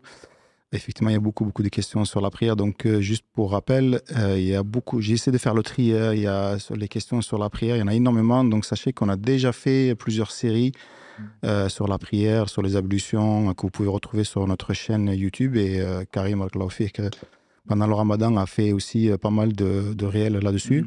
Donc, je vous invite à retourner sur notre page aussi Instagram, où vous avez déjà pas mal de questions qui ont été posées, qui ont été traitées. Donc, j'ai essayé de recenser des questions qui sont en rapport avec le sujet du soir, et notamment, puisque vous venez de parler pas mal du Adhan, la première question que je viens de vous poser, c'est est-ce que quand on prie à la maison, on peut faire le Adhan pour appeler à la prière, pour prier avec sa famille, surtout dans une ville dans laquelle il n'y a pas de mosquée? Non, c'est une occasion. Il faut rappeler que l'esprit, encore une fois, c'est comme l'a dit si Mohammed, barakallahu fi, c'est profiter de l'occasion. Et le prophète sallam a dit, ô Intel, toi qui aimes bien la montagne et les animaux, quand tu vas être sur la montagne, appelle très fort, je ne vais pas dire de déranger les voisins, voilà. Appelle très fort donc, à la prière, il n'y a pas de pierre, il n'y a pas de djinn, il n'y a pas quoi que ce soit qui t'entend qui ne va pas témoigner pour toi au jour du jugement dernier. Donc, même si c'est à ta voix basse, parce que tu as des voisins, mieux vaut pour toi le faire. Ce n'est pas une obligation, bien sûr. Ce n'est pas une obligation. Comme il a dit si Mohammed, dans une vie, là, ça devient une obligation, un fard qui faillit pour les Hanbalites. Pour d'autres, c'est plutôt une sunna mu'akkada que le prophète a toujours fait et il a encouragé à faire. Même quand tu es seul, il est bon d'appeler à la prière. Parce que le minimum que tu fasses, on a vu tout à l'heure le hadith, le prophète a dit Alhamdulillah, remplis la balance. Subhanallah wa alhamdulillah remplit l'espace entre le ciel et la terre. Donc il ne faut pas minimiser ces choses-là. Quand tu dis Allahu Akbar, est-ce qu'il y a mieux que ça? Allah, il est le plus grand. Voilà. Ashhadu an la ilaha illallah. C'est ce qui va te faire rentrer au paradis. C'est ce qui va te préserver, Inch'Allah, dans la tombe, etc. C'est ce qui te fait rentrer donc, dans l'islam. Il faut le dire où que tu peux. Et de la meilleure des façons, c'est non seulement permis, c'est plus que conseillé. Est-ce que pour une femme donc, qui vit aussi seule, disons dans la même ville où il n'y a pas de mosquée, donc pas d'adhan, est-ce qu'elle peut elle-même faire le adhan pour ses enfants, par exemple? En tout cas, jazakallah khairan, effectivement, l'adhan est quelque chose qui est conseillé, qu'elle soit pour un homme ou une femme. Effectivement, il n'y a pas de différence là-dessus. La seule chose, c'est que l'adhan en soi, pour le faire, pour annoncer la prière, ça, c'est réservé effectivement aux hommes. En revanche, le adhan, pour une femme qui est seule, qui souhaite le faire, elle peut le faire, alhamdoulilah, pour elle-même. Il n'y a pas, alors, il peut y avoir des divergences entre les ulama là-dessus. Je pense que dans un cadre effectivement domestique où les gens ne l'entendent pas parce qu'elle ne fait pas avec une voix haute, alhamdoulilah, il n'y a pas de mal là-dessus. Il y a, comme l'adhan, comme l'iqama, effectivement, c'est des appels, c'est un appel à la prière parce que les deux s'appellent adhanan d'ailleurs. Alhamdoulilah, moi je vois, wallahu a'lam, moi, de ce que la vie, alhamdoulilah, que je connais, elle peut le faire. S'il y a un homme, voilà, c'est un homme avec elle, vaut mieux que ce soit l'homme qui le fasse que ça soit elle, justement. Barakallahu fik. Avant de prendre un appel, je rebondis justement sur la question, plus ou moins dans le même sens, c'est-à-dire que est-ce que les femmes elles peuvent désigner une femme parmi elles pour prier à voix haute, puisqu'elles sont qu'entre elles? Alhamdulillah, ça dépend si tu es à Marrakech ou si tu es à Toulouse. Il a été rapporté de nos mères, les femmes du prophète sallam, je pense Salama, Aïcha également, qu'elles ont prié la femme peut faire imam. Pas sur BFM, la femme peut faire imam, mais elle le fait que pour les femmes. Et l'imam ne s'avance pas. L'imam se met au milieu donc, du rang et elle peut faire imam, et elle peut élever la voix, qu'elle soit seule ou accompagnée, comme si Mohammed l'a dit, barakallahu fi, dans un cadre domestique. Voilà, dans un cadre familial, où donc, alhamdulillah, elle peut élever la voix pour réciter, comme elle lit le Coran seule, ou devant ses sœurs, ou devant son mari, ou se fait corriger par des maharim ou par des sœurs, il n'y a aucun mal à le faire, à élever la voix dans la prière ou en dehors de la prière. Bien sûr, dans les seules prières ou dans les rakas où on doit lever la voix. Bien sûr, elle ne va pas le faire, elle va faire 4 rakas de Isha à haute voix parce que ce jour, elle se sent bien. Non, comme les hommes le font, elles ont le droit de le faire. Il y a pas à ma connaissance, il n'y a pas de problème. Même s'il y a, ça c'est un avis, hein. Il y a des avis, comme chez les Maliki par exemple, où elle n'a pas le droit d'être imam, c'est détestable, et elle n'a pas non plus le droit d'élever la voix. Mais alhamdulillah, ce sont des avis, mais on ne peut pas dire que c'est interdit. Quand les savants divergent en matière avec des arguments, surtout quand il y a des hadiths ou des athars de gens meilleurs que nous, on ne peut pas dire que c'est interdit, la femme peut le faire. Je vous propose de prendre un premier appel, Inch'Allah. Allô, salam alaikum. Salam alaikum. Wa alaikum salam. À la base, j'allais poser une question sur ce que Cheikh Dafé a dit au sujet de la femme qui a ses menstrues et puis des lacunes de la femme. J'allais poser une question sur comment penser ça. Mais à la fin, Cheikh Mohamed, il a parlé des adhan et moi, j'ai le adhan sur le téléphone et pour chaque prière et je réponds sur mon téléphone. Voilà, parce que je suis à la maison et c'est ma façon de le faire. Voilà, je sais pas quelle question vous voulez répondre, mais voilà, je sais pas si c'est valable de répondre aussi à l'Eden sur l'application de mon téléphone. Donc, vous avez posé 2 questions. Elle a bien introduit, effectivement. Là, vous avez posé bien 2 questions. On va laisser Assi Mohamed pour l'enregistrement, Inch'Allah. En tout cas, pour l'enregistrement, c'est ce qu'on a dit tout à l'heure, il n'est pas légiféré de répondre. Parce qu'en fait, la réponse, elle se fait à un adhan, un véritable adhan qui est considéré comme étant un adhan, qui est fait par une personne majeure douée de raison, qui est musulman, avec la niya de faire le adhan. À ce moment-là, ça s'appelle un adhan et on peut, à ce moment-là, c'est légiféré d'y répondre. Et quand on parlait tout à l'heure, on parlait de l'enregistrement, pas de l'enregistrement, pardon, de la retransmission en direct. Que ce soit la retransmission en direct et pareil, les haut-parleurs, l'utilisation du haut-parleur, ce n'est pas la voix de la personne que tu entends en direct, mais tu vois la retransmission au travers justement pas des microphones, mais des haut-parleurs, du son, justement qui t'arrive. À ce moment-là, tu peux répondre. En revanche, pour une application, c'est la même chose que les enregistrements. Il n'est pas légiféré de répondre à ce adhan, seulement le adhan qui est retransmis en direct. On peut entendre qu'on s'est écrit direct depuis la télé ou qu'on entend au travers des haut-parleurs quand on est dans des pays musulmans. Mais ça ne veut pas dire que ce qu'il veut dire, ça ne veut pas dire que c'est interdit de le faire. Si tu veux le faire, notamment tu es en état d'indisposition ou autre chose, tu peux le faire. Tu peux le faire, ça veut dire que ce n'est pas légiféré comme il le dit. J'ai entendu, parce que quand on entend l'adhan et qu'on ne le fait pas, on perd quelque chose. On perd quelque chose dans la mesure où c'est la meilleure des choses à faire à ce moment-là. On a négligé une chose importante. Mais là, le fait que toi, tu entendes ça, l'application et que tu le répètes, pour moi, c'est du dhikr.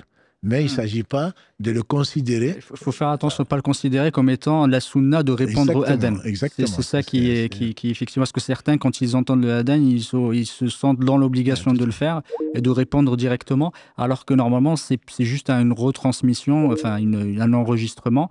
Mais, alhamdoulilah, barakallahu fik, comme tu as dit, si on ne le fait pas dans cette intention-là, en disant, alhamdoulilah, je réponds parce que j'ai entendu parce que ça me rappelle, j'étais insouciant et on me dit Allahu Akbar, je dis Allahu Akbar. Mais pas dans le sens effectivement que le prophète, je suis la sunna du prophète sallam. Ça, ce n'est pas justifié. Et par rapport à cette position-là, c'est alhamdulillah, Allah vous a éprouvé, vous a préféré un nombre de créatures et vous a permis d'être mère, d'être grand-mère, d'être fille et d'être musulmane. Donc le fait que vous avez cette période où vous ne pouvez pas prier, Allah est sage et il est omniscient. Et on espère pour vous la meilleure des choses, c'est justement de se laisser Shaitan en profiter, vous le savez bien. Entre autres, il ne faut pas il faut pas laisser cette période passer parce que c'est une période de votre vie et ça peut durer un quart de votre vie, quoi. En tout cas, au moins un cinquième, même si c'est un dixième, c'est important. Donc, pendant cette période-là, alhamdulillah, Allah vous interdit, ça aussi, ça fait partie du sabr, ça fait partie de la patience, ça fait partie de l'obéissance à Allah. Il ne faut pas prier, il ne faut pas jeûner, et celui qui le fait est dans un péché sans aucune discussion. Mais cela n'empêche pas d'apprendre sa religion, cela n'empêche pas de faire des choses utiles. Et c'est ce que malheureusement beaucoup, probablement de sœurs négligent, parce que Satan est là pour nous faire oublier. Et donc on peut écouter les durus, on peut lire les hadiths, on peut faire le tafsir, les écouter ou les lire, etc. Donc tout ça, ce sera compté, Inch'Allah, ce qui est interdit est interdit. Donc notamment la prière et le jeûne et les relations conjugales, c'est si interdit. Donc il faut en profiter de ces moments-là pour justement faire beaucoup de choses que vous auriez aimé faire, en théorie. Allah vous donne l'occasion de pouvoir les faire à ce moment-là. Je conseille à toutes nos sœurs qui sont éprouvées par cela d'en profiter, pas pour apprendre le Coran. Si on a appris le Coran, même pas plus tard qu'aujourd'hui, oui, mais est-ce qu'on ne peut pas apprendre même des versets parce que c'est à ce moment-là que j'ai la mémoire? Non, c'est à ce moment que Shaitan, il te pousse, oui. On te dit de ne pas le faire. Profites-en, tu as appris, alhamdulillah, quelques versets, 5-10 versets dans la semaine ou par jour, peu importe. Bon, profites-en pour voir l'explication de ces versets-là. Profites-en pour comprendre le sens de ces versets. Profites-en pour aller dans le même sujet. Alhamdulillah, ça va te servir quand tu pourras prier. Moi, c'est en tout cas ce que je conseille à mes frères et mes sœurs. Et moi, j'aime beaucoup quand on me dit que tu peux ne pas le faire. Voilà, tu peux ne pas le faire. Ça, c'est mon école. Ça. Oui. Barakallahu fikoum. Allah yabarak fik. Jazakallahu khairan. Mais juste clarification par rapport à ce qu'on ne peut pas faire. Par exemple, vous savez, le dhikr, il y a des récitations de certaines sourates de protection qu'on doit faire tous les jours aussi. Et parmi celles-là, moi, par exemple, j'essaye de lire aussi Surat Yasin tous les jours ou d'autres versets de certaines sourates. Est-ce que tout ça, c'est permis? Et je le fais avec mon téléphone aussi. تفضل الشيخ تفضل. Là, il faut, encore une fois, ma sœur, il y a beaucoup de choses à faire. Les azkar, tout ce qui peut t'aider à te rappeler Allah, à demander sa protection, c'est permis. Maintenant, Yassine par jour, je ne connais pas de tradition authentique qui disent qu'il faut lire Yassine tous les jours. Voilà. Et Moulk, c'est autre chose. Moulk, ça a été, même si on a été agressé par une sœur, Moulk, voilà, Moulk, ça a été prouvé, au moins par les compagnons du prophète qui le faisaient, etc. Donc, ce que tu fais d'habitude, le wird que tu fais, tu peux le faire dans le sens de protection. Après, si c'est pour réviser ou le reste, moi, je te le déconseille. Je le déconseillerais. Parce qu'après, tu vas t'approcher, voilà, tu vas t'approcher des choses, même si je ne dis pas qu'elles sont interdites, ce sont des choses douteuses. Et, alhamdoulilah, je pense du bien de toi. Éloigne-toi des choses douteuses et fais du dhikr à côté. La ilaha illallah, subhanallah wa bihamdihi, adada khalqihi wa rida nafsihi wa zinata arshihi. Toutes ces choses que tu dois connaître et profites-en pour les apprendre. Et donc, ça va, tu seras étonné, Inch'Allah, par ton Seigneur qui va te récompenser pleinement. Barakallahu fikum. Merci vraiment, ça m'a fait vraiment bien. Barakallahu fik. Barakallahu fik. Salam alaikum. Juste Mohamed, juste avant, je ne sais pas si je l'ai dit tout à l'heure, mais quand on a parlé de l'Aden pour la femme, je ne sais pas si je l'ai dit, mais c'est pas le fait que j'ai dit que l'Aden pouvait faire le Aden, qu'elle pouvait faire l'Aden pour les hommes. Je ne sais pas si on était, je sais pas si je l'ai dit ou pas. Il faut faire très très attention. Ce n'est pas, c'est la grande majorité du ulama, c'est interdit. Voilà, il y a des Hanaf qui disent que c'est makrouh, mais c'est la grande majorité du ulama. Il faut savoir qu'il n'y a pas de divergence entre les ulama, que ce n'est pas obligatoire pour la femme de faire l'iqama et l'adhan. Ce qu'on dit, c'est si elle souhaite le faire, à Abu Abbas, etc., dans un cadre familial, elle peut le faire. C'est juste pour pas que ça soit mal interprété. Effectivement, que maintenant, les sœurs demandent à faire le adhan dans les mosquées, on ne sait jamais. Mais alhamdoulilah, Allah facilite. Barakallahu fik pour la précision. Juste aussi, je reprécise, bon, alhamdoulilah, normalement, vous avez le droit à une question et un rapport avec les jours. Donc, alhamdoulilah, avec le sujet du jour, pardon. Donc, on a laissé la sœur parce qu'elle a bien introduit, on l'a laissé dans sa lancée, mais alhamdoulilah. Donc, c'est juste petit rappel. Donc, on prend un autre appel, puisqu'il y a beaucoup d'appels, Inch'Allah. Allô, salam alaikum. Oui, assalamu alaikum. Alors, c'est juste avant de poser votre question, si vous pouvez baisser le son de votre appareil avec lequel vous suivez le live. Barakallahu fik. D'accord. Oui, c'est bon. Oui, assalamu alaikum. En fait, ma question sur la prière. En fait, il y a des hommes qui font des tresses pour faire la prière. Est-ce que c'est... Comment dire? Est-ce que ça c'est pour le... Tu vois? Les tresses? Merci. C'est les tresses? Oui, les tresses. Oui, pour les tresses pour les hommes, pour venir à la mosquée pour faire la prière. Est-ce que c'est pas haram tout ça? Si les hommes font des tresses, j'imagine que c'est pas pour la mosquée. Tu veux dire, tu as des voisins qui font des tresses, et il y en a de plus en plus, surtout chez les jeunes. Ils se basent sur le hadith, sur les hadiths où le prophète faisait des tresses. Mais il est clair que l'homme qui imite les femmes qui imitent les hommes sont maudits. Donc, il ne faut pas imiter les femmes. Et j'ai pas vu le prophète en tresse, mais il est évident que ces tresses ne ressemblent pas aux tresses des femmes. Voilà, ça c'est très clair. Après, c'est un effet de mode. On ne peut pas dire que c'est interdit si la personne ne fait pas comme les femmes. Mais effectivement, souvent, c'est quelque chose qui se ressemble beaucoup. Et parfois même, on ne sait pas qui est qui. À part que le frère ne porte pas de voile, on se demande vraiment qui c'est, quoi. Donc, moi, je ne le conseillerais pas, surtout qu'on le fait peut-être pas par adoration, mais beaucoup de jeunes veulent faire une sunna qu'ils ne comprennent pas. Donc, mieux vaut demander comment étaient les tresses du prophète sallam et éviter de toute façon tout ce qui peut éviter et tout ce qui peut ressembler aux tresses des hommes. Tresses des femmes plutôt. Merci beaucoup, monsieur. La prière n'est pas interdite. Enfin, elle est valide, elle reste valide, même si quelqu'un effectivement a des tresses. La prière, il n'y a pas de souci là-dessus. Il ne doit pas refaire sa prière. Non, c'est comme ce que tu as dit, même avec les habits, avec des logos ou avec des photos ou avec des grandes photos, etc. C'est pour le moins détestable. Parfois même c'est interdit, mais la prière quand même reste valable. Quand même. Tant que les conditions sont remplies, que la aura est couverte, même si les habits sont entre guillemets serrés, c'est plus que déconseillé, mais ça reste quand même valable. Barakallahu fik, mon frère. J'ai une question. Cher, j'ai une question, je pense que vous en avez parlé sur le calcul des horaires de prière. La personne, elle demande si j'habite dans une ville dont la mosquée a opté pour un calcul qui n'est visiblement pas approprié. Donc, est-ce qu'on doit suivre la mosquée par rapport à ces horaires-là, si on sait qu'elle s'est basée sur un degré de calcul qui n'est pas fiable, ou est-ce que je peux faire selon ce que moi j'ai compris? C'est une bonne question. C'est une bonne question, surtout que ça arrive. Bon, ce sont les responsables de mosquées, d'associations qui déterminent. Moi, je ne vais pas les contester. Je vais leur montrer les arguments des savants de façon polie. Quel est le meilleur argument, quel est plutôt celui qu'on conseille le plus, c'est que les savants conseillent le plus, ne serait-ce que pour éviter tout ce qui est divergence, etc. Parce que, comme on a parlé de ce verset 103 de la sourate An-Nisa, Allah a voulu qu'on commence par ça. Inna salata kanat lil mu'minina kitaban mawquta, c'est vraiment des moments bien déterminés. Et la prière, comme l'a rappelé si Mohammed, qui est faite avant l'heure, n'est pas acceptée. Donc, elle n'est pas valide, même, carrément pas acceptée. Elle n'est même pas valide.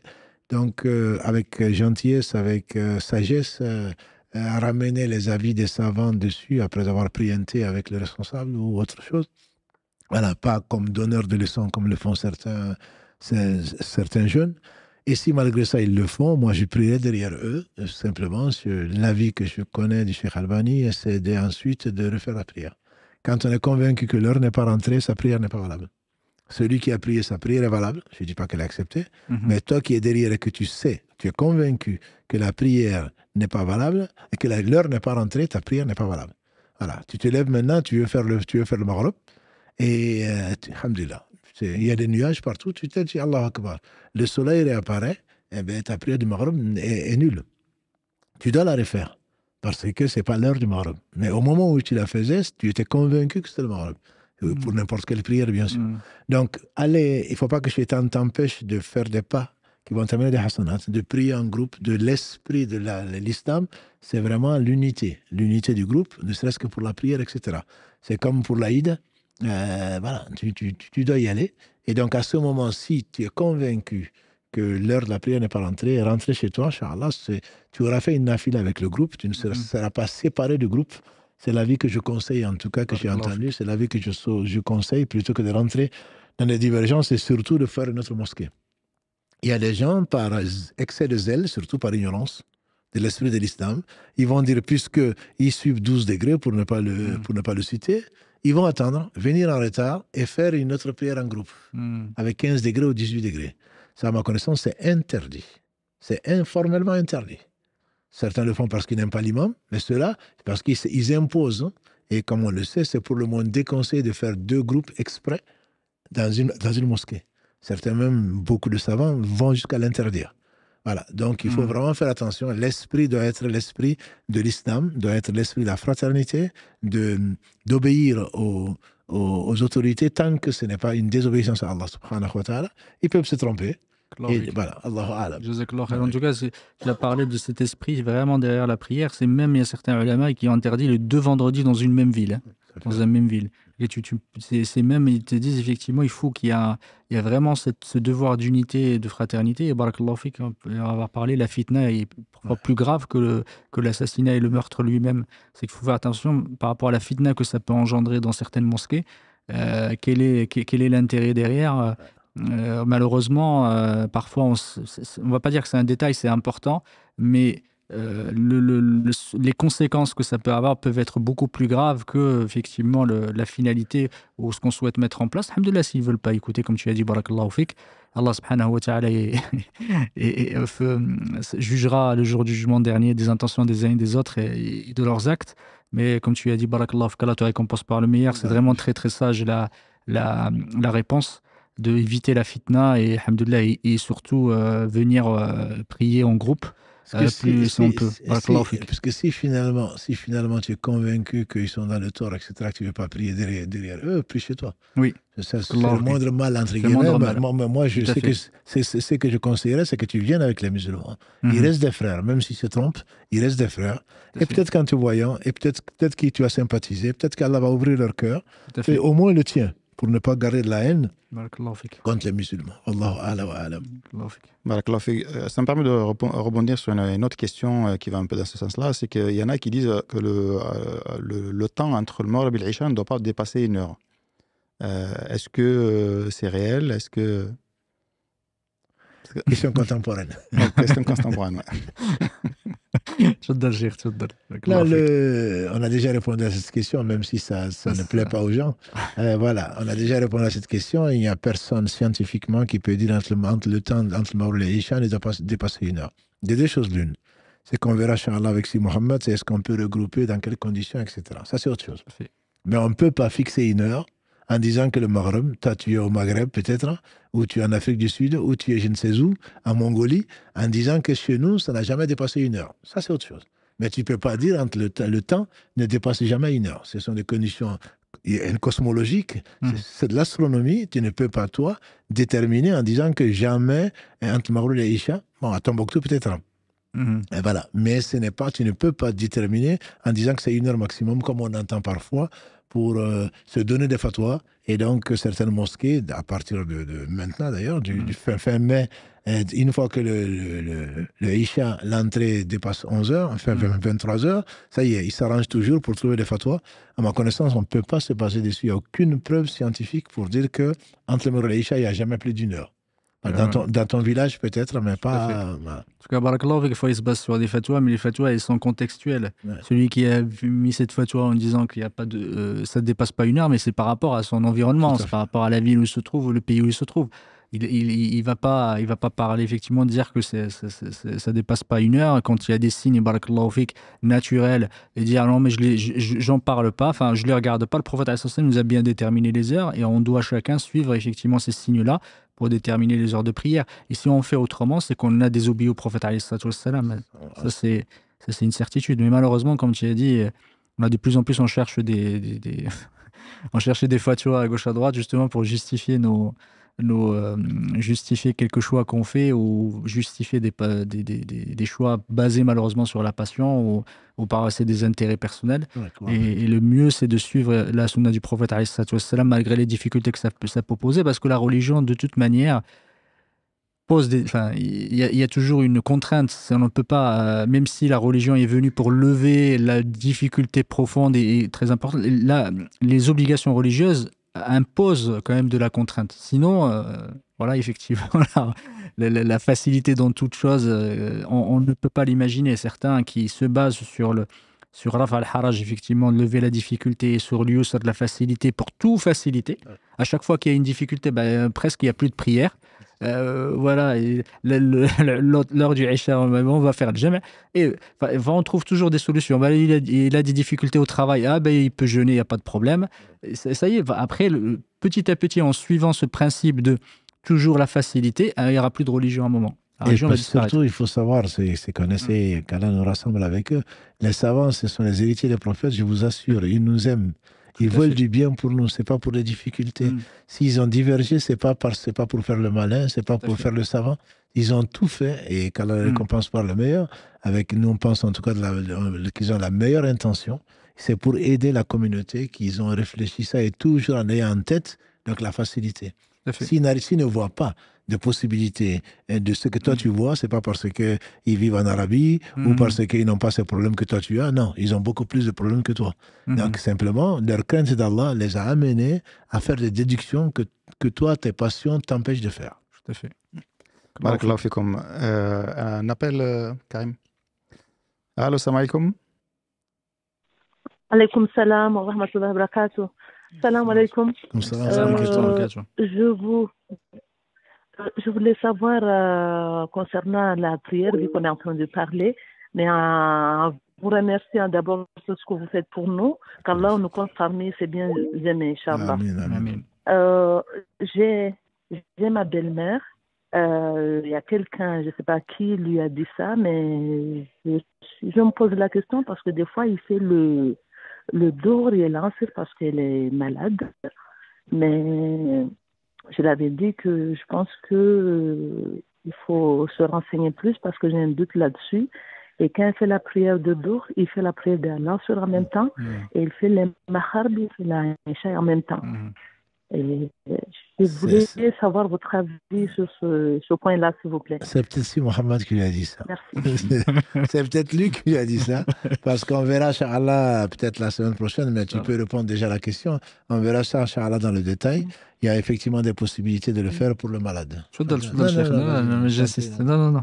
Voilà que Non, alhamdulillah, Allah a facilité les choses. Le prophète sallam a rassemblé certaines des prières à certaines conditions et il y a beaucoup de savants, je ne dis pas tous, qui permettent que la maladie, pour celle par exemple qui a des météorologies, qui n'est pas une maladie, enfin si on peut l'appeler une maladie, donc une anomalie, donc dans la physiologie de la femme qui fait que s'il faut qu'elle refasse les ablutions, etc., il y a certains savants, nombre de savants, qui lui permettent également le malade ou la personne qui a agi, ça lui est vraiment très difficile de faire le maghrib, de faire le dohr al-asr et le maghrib al-isha, il y a des possibilités effectivement de le faire.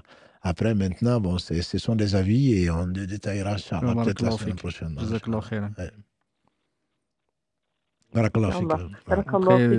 C'est vrai, Jazakallah khair, on en parlera effectivement par rapport à la maladie. Voilà, c'est pas parce qu'on a un petit rhume, il faut vraiment d'en parler parce que certains qui peuvent se dire tiens, j'ai un petit peu mal à la tête, le truc, je vais faire le jamais. Voilà, c'est vraiment dans des cas vraiment de maladies importantes et graves. Barakallahu fik. Barakallahu fik, assalamu alaikum. Une question, cher, je pense que une sœur qui pose la question. Quand je prie avec mon mari, est-ce que je dois prier à côté ou est-ce que je dois prier derrière lui? Alhamdulillah. Alhamdulillah, si tu ne veux pas... Question moderne pour les jeunes. Ouais, très moderne. Ouais. Très moderne, tu peux prier, en tout cas, l'avis majoritaire que je connais, et il y a d'autres avis, c'est que tu pries derrière. Tu pries derrière. Maintenant, s'il n'y a pas de place, le problème ne se pose pas. Alhamdulillah, c'est l'impossible n'est tenu. Donc, que tu sois décalé parce qu'il n'y a pas de place, parce que la chambre est petite ou parce qu'il n'y a pas de place pour prier, mais pas côte à côte, comme on pourrait l'imaginer dans une configuration ou dans une autre. Voilà. Donc, l'avis majoritaire, c'est que tu fais un rang. Il y a un rang pour les hommes, il y a un rang pour les femmes. Et donc, si maintenant, s'il n'y a pas de place ou il y a des contraintes particulières, à ce moment-là, tu peux prier là où tu peux. Barakallahu fik, Cheikh Karim. Allô, salam alaikum. Wa alaikum salam wa rahmatullahi wa barakatuh. Comment ça va? Alhamdulillah. Barakallahu fik. Bon, pardonnez-moi de vous déranger, j'ai une préoccupation. Ça va être, alors, la mosquée de ma ville, il va y avoir un nouvel imam qui est venu, on va dire, 2 mois avant Ramadan. Et il avait de très très longues prières, d'accord? Et pendant le Taraweeh, 2 fois, les gens lui ont fait le reproche, il les a raccourcis. Et après que le Ramadan soit passé, il est revenu un peu à son habitude. Ceci dit, à la mosquée, il va y avoir des vieilles personnes, des personnes malades et tout, enfin plein de choses qui font que c'est pas plus dérangeant que ça qu'il allonge la prière pour nous qui sommes encore valides. Moi, ça me dérange pas plus que ça, mais je peux pas m'empêcher de penser aux personnes qui peuvent être en PMR. Hein. Ou malades. Et il les allonge les prières. Ce qui fait que, alors après, quelques-uns d'entre nous sont partis le voir individuellement, lui expliquer le problème. Il a dit que il est mieux de faire comme ça. Donc les prières silencieuses, il les raccourcit au maximum, ce qui n'est pas faux. On n'a même limite même pas le temps de finir le Tashaoud et puis Salat Ibrahim qui dit Assalamu alaikum déjà. À ce moment-là, il les raccourcit. Donc ce qui fait que moi, quand je vais à cette mosquée-là, j'y vais pas sereinement, je suis pas à l'aise. Et à la sortie, on est dans une sorte de fitna, tout le monde parle de ça, on en parle entre nous, ça me dérange. Je me dis, je ne placerai pas un mot dedans, je parle pas aussi, mais je peux pas m'empêcher de dire aussi, à un moment donné, mon mécontentement par rapport à son attitude. Et je suis embêté par rapport à ça. Alors, je culpabilise, ma culpabilité, c'est le péché à l'intérieur que je commets en ayant ces avis-là de cette personne-là. Voilà, qu'est-ce que vous en pensez? Alhamdulillah que tu n'as pas dit la mosquée parce que là, tu es sur les réseaux sociaux. Là. On va finir par identifier l'imam. Non, alhamdulillah, c'est normal. Non, c'est la mosquée de ma vie, là. Non, mais j'ai compris, mais comme on ne sait pas d'où tu habites, donc c'est bon, alhamdulillah. Reste à ce stade. Vaut mieux pas. Non, c'est vaut mieux pas. Ouais. Non, c'est normal. Celui qui voit un faible amable, Il change de sa main, s'il ne peut de sa langue, c'est que vous avez fait, s'il ne peut au moins de son cœur. Donc c'est tout à fait normal.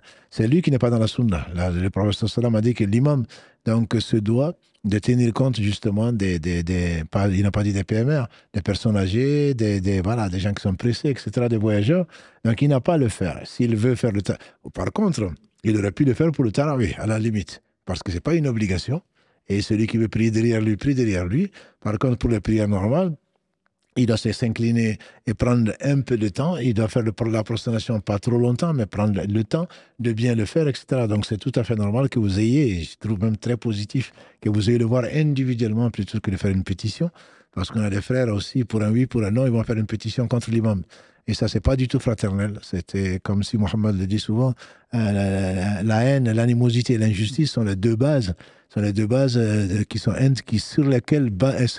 il faut que l'islam combat. Donc il faut vraiment pas. C'est un frère, quel que soit son âge, quelle que soit sa science, mais peut-être qu'il n'a pas compris ou il est têtu. Peu importe. Je pense qu'il faut effectivement aller le voir. Si ce n'est pas le cas, il y a des responsables hiérarchiques. Je dirais, il y a le président de l'association ou je ne sais quoi d'autre. Allez le voir et le lui dire. Et si effectivement ce n'est pas le cas, le mieux, si c'est la seule mosquée, je te conseillerais quand même d'y aller après avoir fait ce que tu as fait. Et ça, c'est shaitan. Et si ce n'est pas la seule mosquée, mieux vaut se déplacer un peu plus loin, plutôt pour avoir le cœur serein, parce qu'on vient à la mosquée pas pour faire des histoires. Et n'écoute pas, ne reste pas et ne commente pas. Donc, les dires et réactions donc des gens qui vont ramasser des péchés. Ils vont ramasser des péchés, donc passe ta route et ne reste pas avec eux, parce que tu as déjà fait ce que tu as à faire. Tu restes avec eux sans rien dire, ça devient de la médisance, et si tu rajoutes quelque chose, ça va être encore pire. Donc le mieux, c'est que voilà. Donc le mieux, si tu ne restes pas chez toi, ça je te conseille pas. Si tu peux aller à la mosquée, il faut y aller. Et c'est lui qui prend. Et surtout qu'il a été conseillé. S'il ne fait pas correctement les choses, il va prendre. Et si il se trompe, qu'Allah lui pardonne. Mais si c'est par orgueil, parce qu'il pense qu'il a raison, il risque gros. Donc passe par, je dirais, le président de l'association ou quelqu'un d'autre que tu vois avec qui il passe du temps pour le conseiller, puisqu'il ne veut pas le prendre de toi. Et si tout le monde lui dit, j'espère qu'il va accepter, Inch'Allah. Je ne pense pas qu'il le fasse par orgueil. Hein. Je pense qu'il est convaincu on l'espère pour lui, parce que si tout le monde te dit une chose, au moins considère la chose comme quelque chose de probable, au moins probable. Tout à fait. Donc, ce qui fait qu'il va y avoir un foyer juste à côté où on prie dans le hall, malheureusement, on prie dans le hall de ce foyer-là. Et donc, la plupart des fidèles de la mosquée initiale se déportent un peu dans la mosquée improvisée, donc du foyer.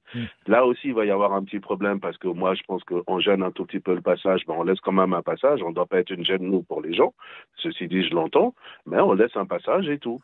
Et c'est embêtant. Et tout à l'heure, juste pour terminer, il y a quelqu'un qui a dit qu'il faut, entre Maghreb et l'Aïcha, il ne faut pas que ça dépasse 1 heure. Nous, on le fait, mais en excédant 1 heure.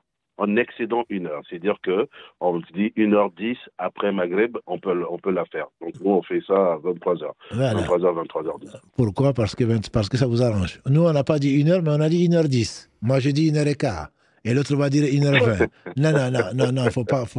Parce que mon frère, comme tu le sais très bien, la prière, c'est la chose la plus aimée d'Allah.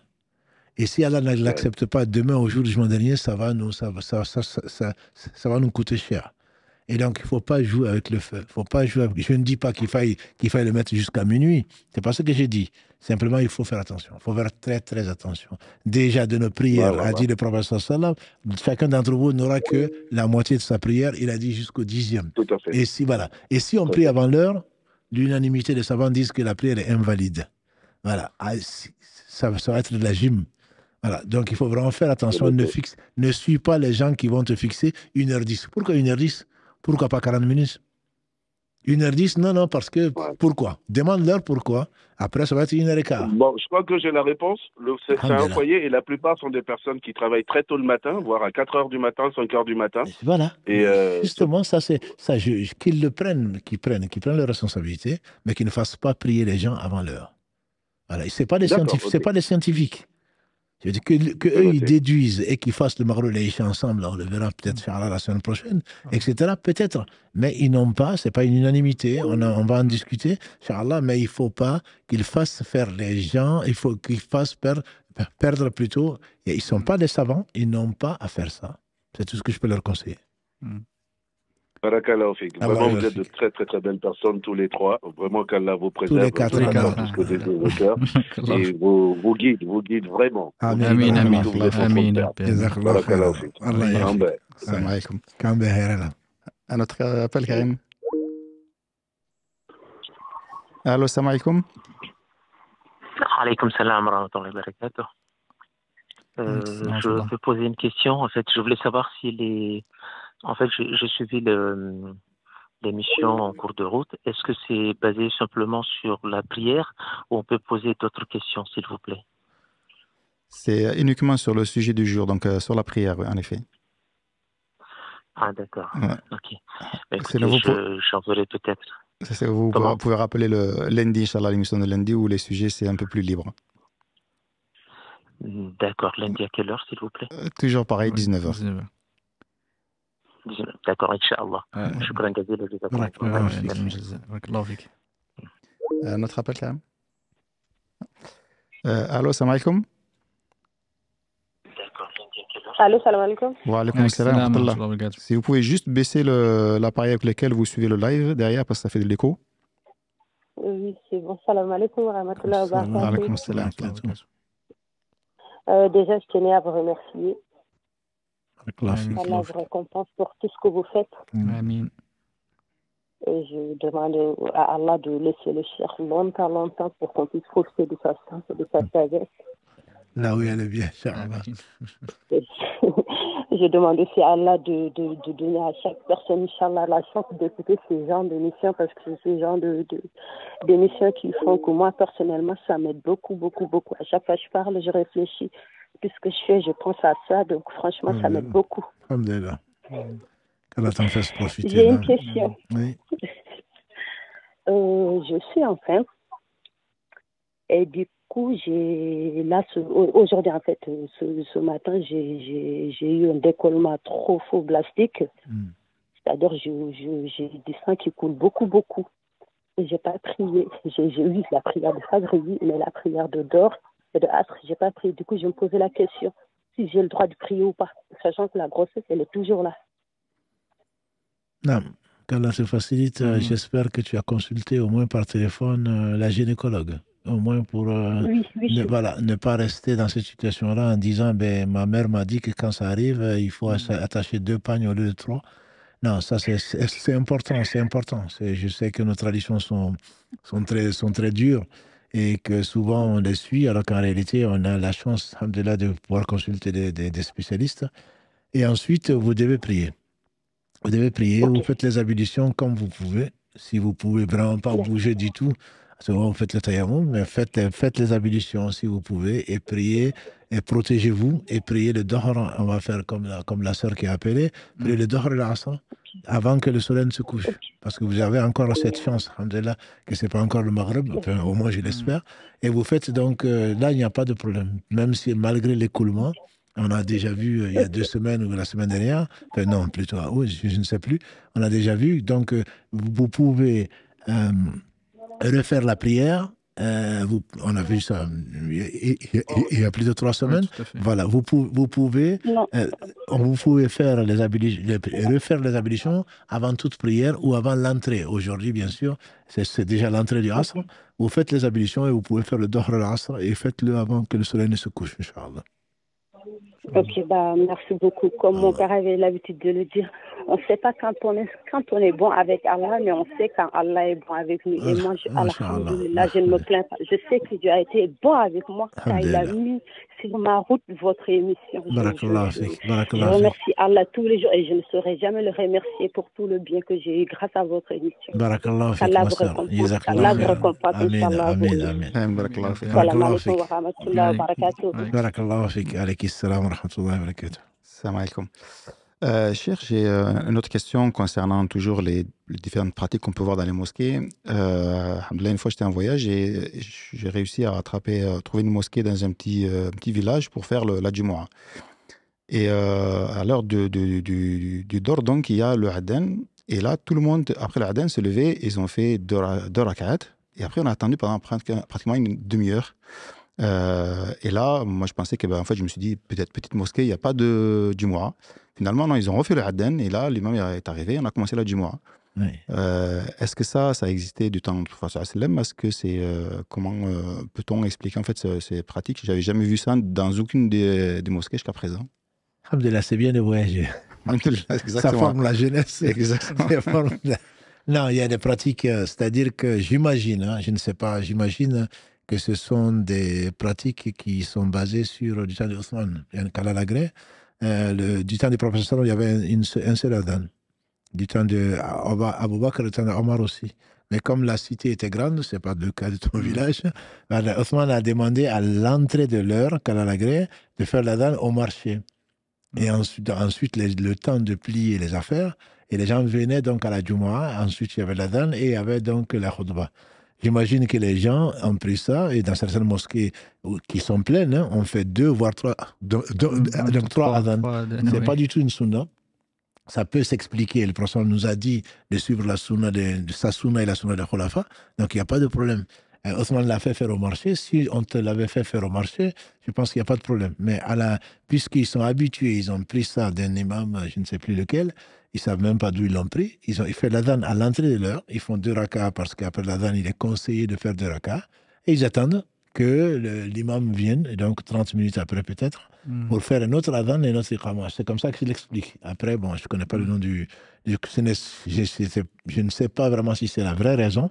En tout cas, ça peut être une des explications de ce que tu as constaté. Un autre appel, Karim? Allô, salam alaikum. Wa alaikum salam. Je vous appelle en fait, car j'aurais voulu savoir, après les 2 premières rak'at, est-ce qu'on a le droit de réciter, en plus de la Fatiha, une autre sourate? Après les 2 premiers rakats, l'écrasante majorité, la sunna, c'est de ne lire que la Fatiha après.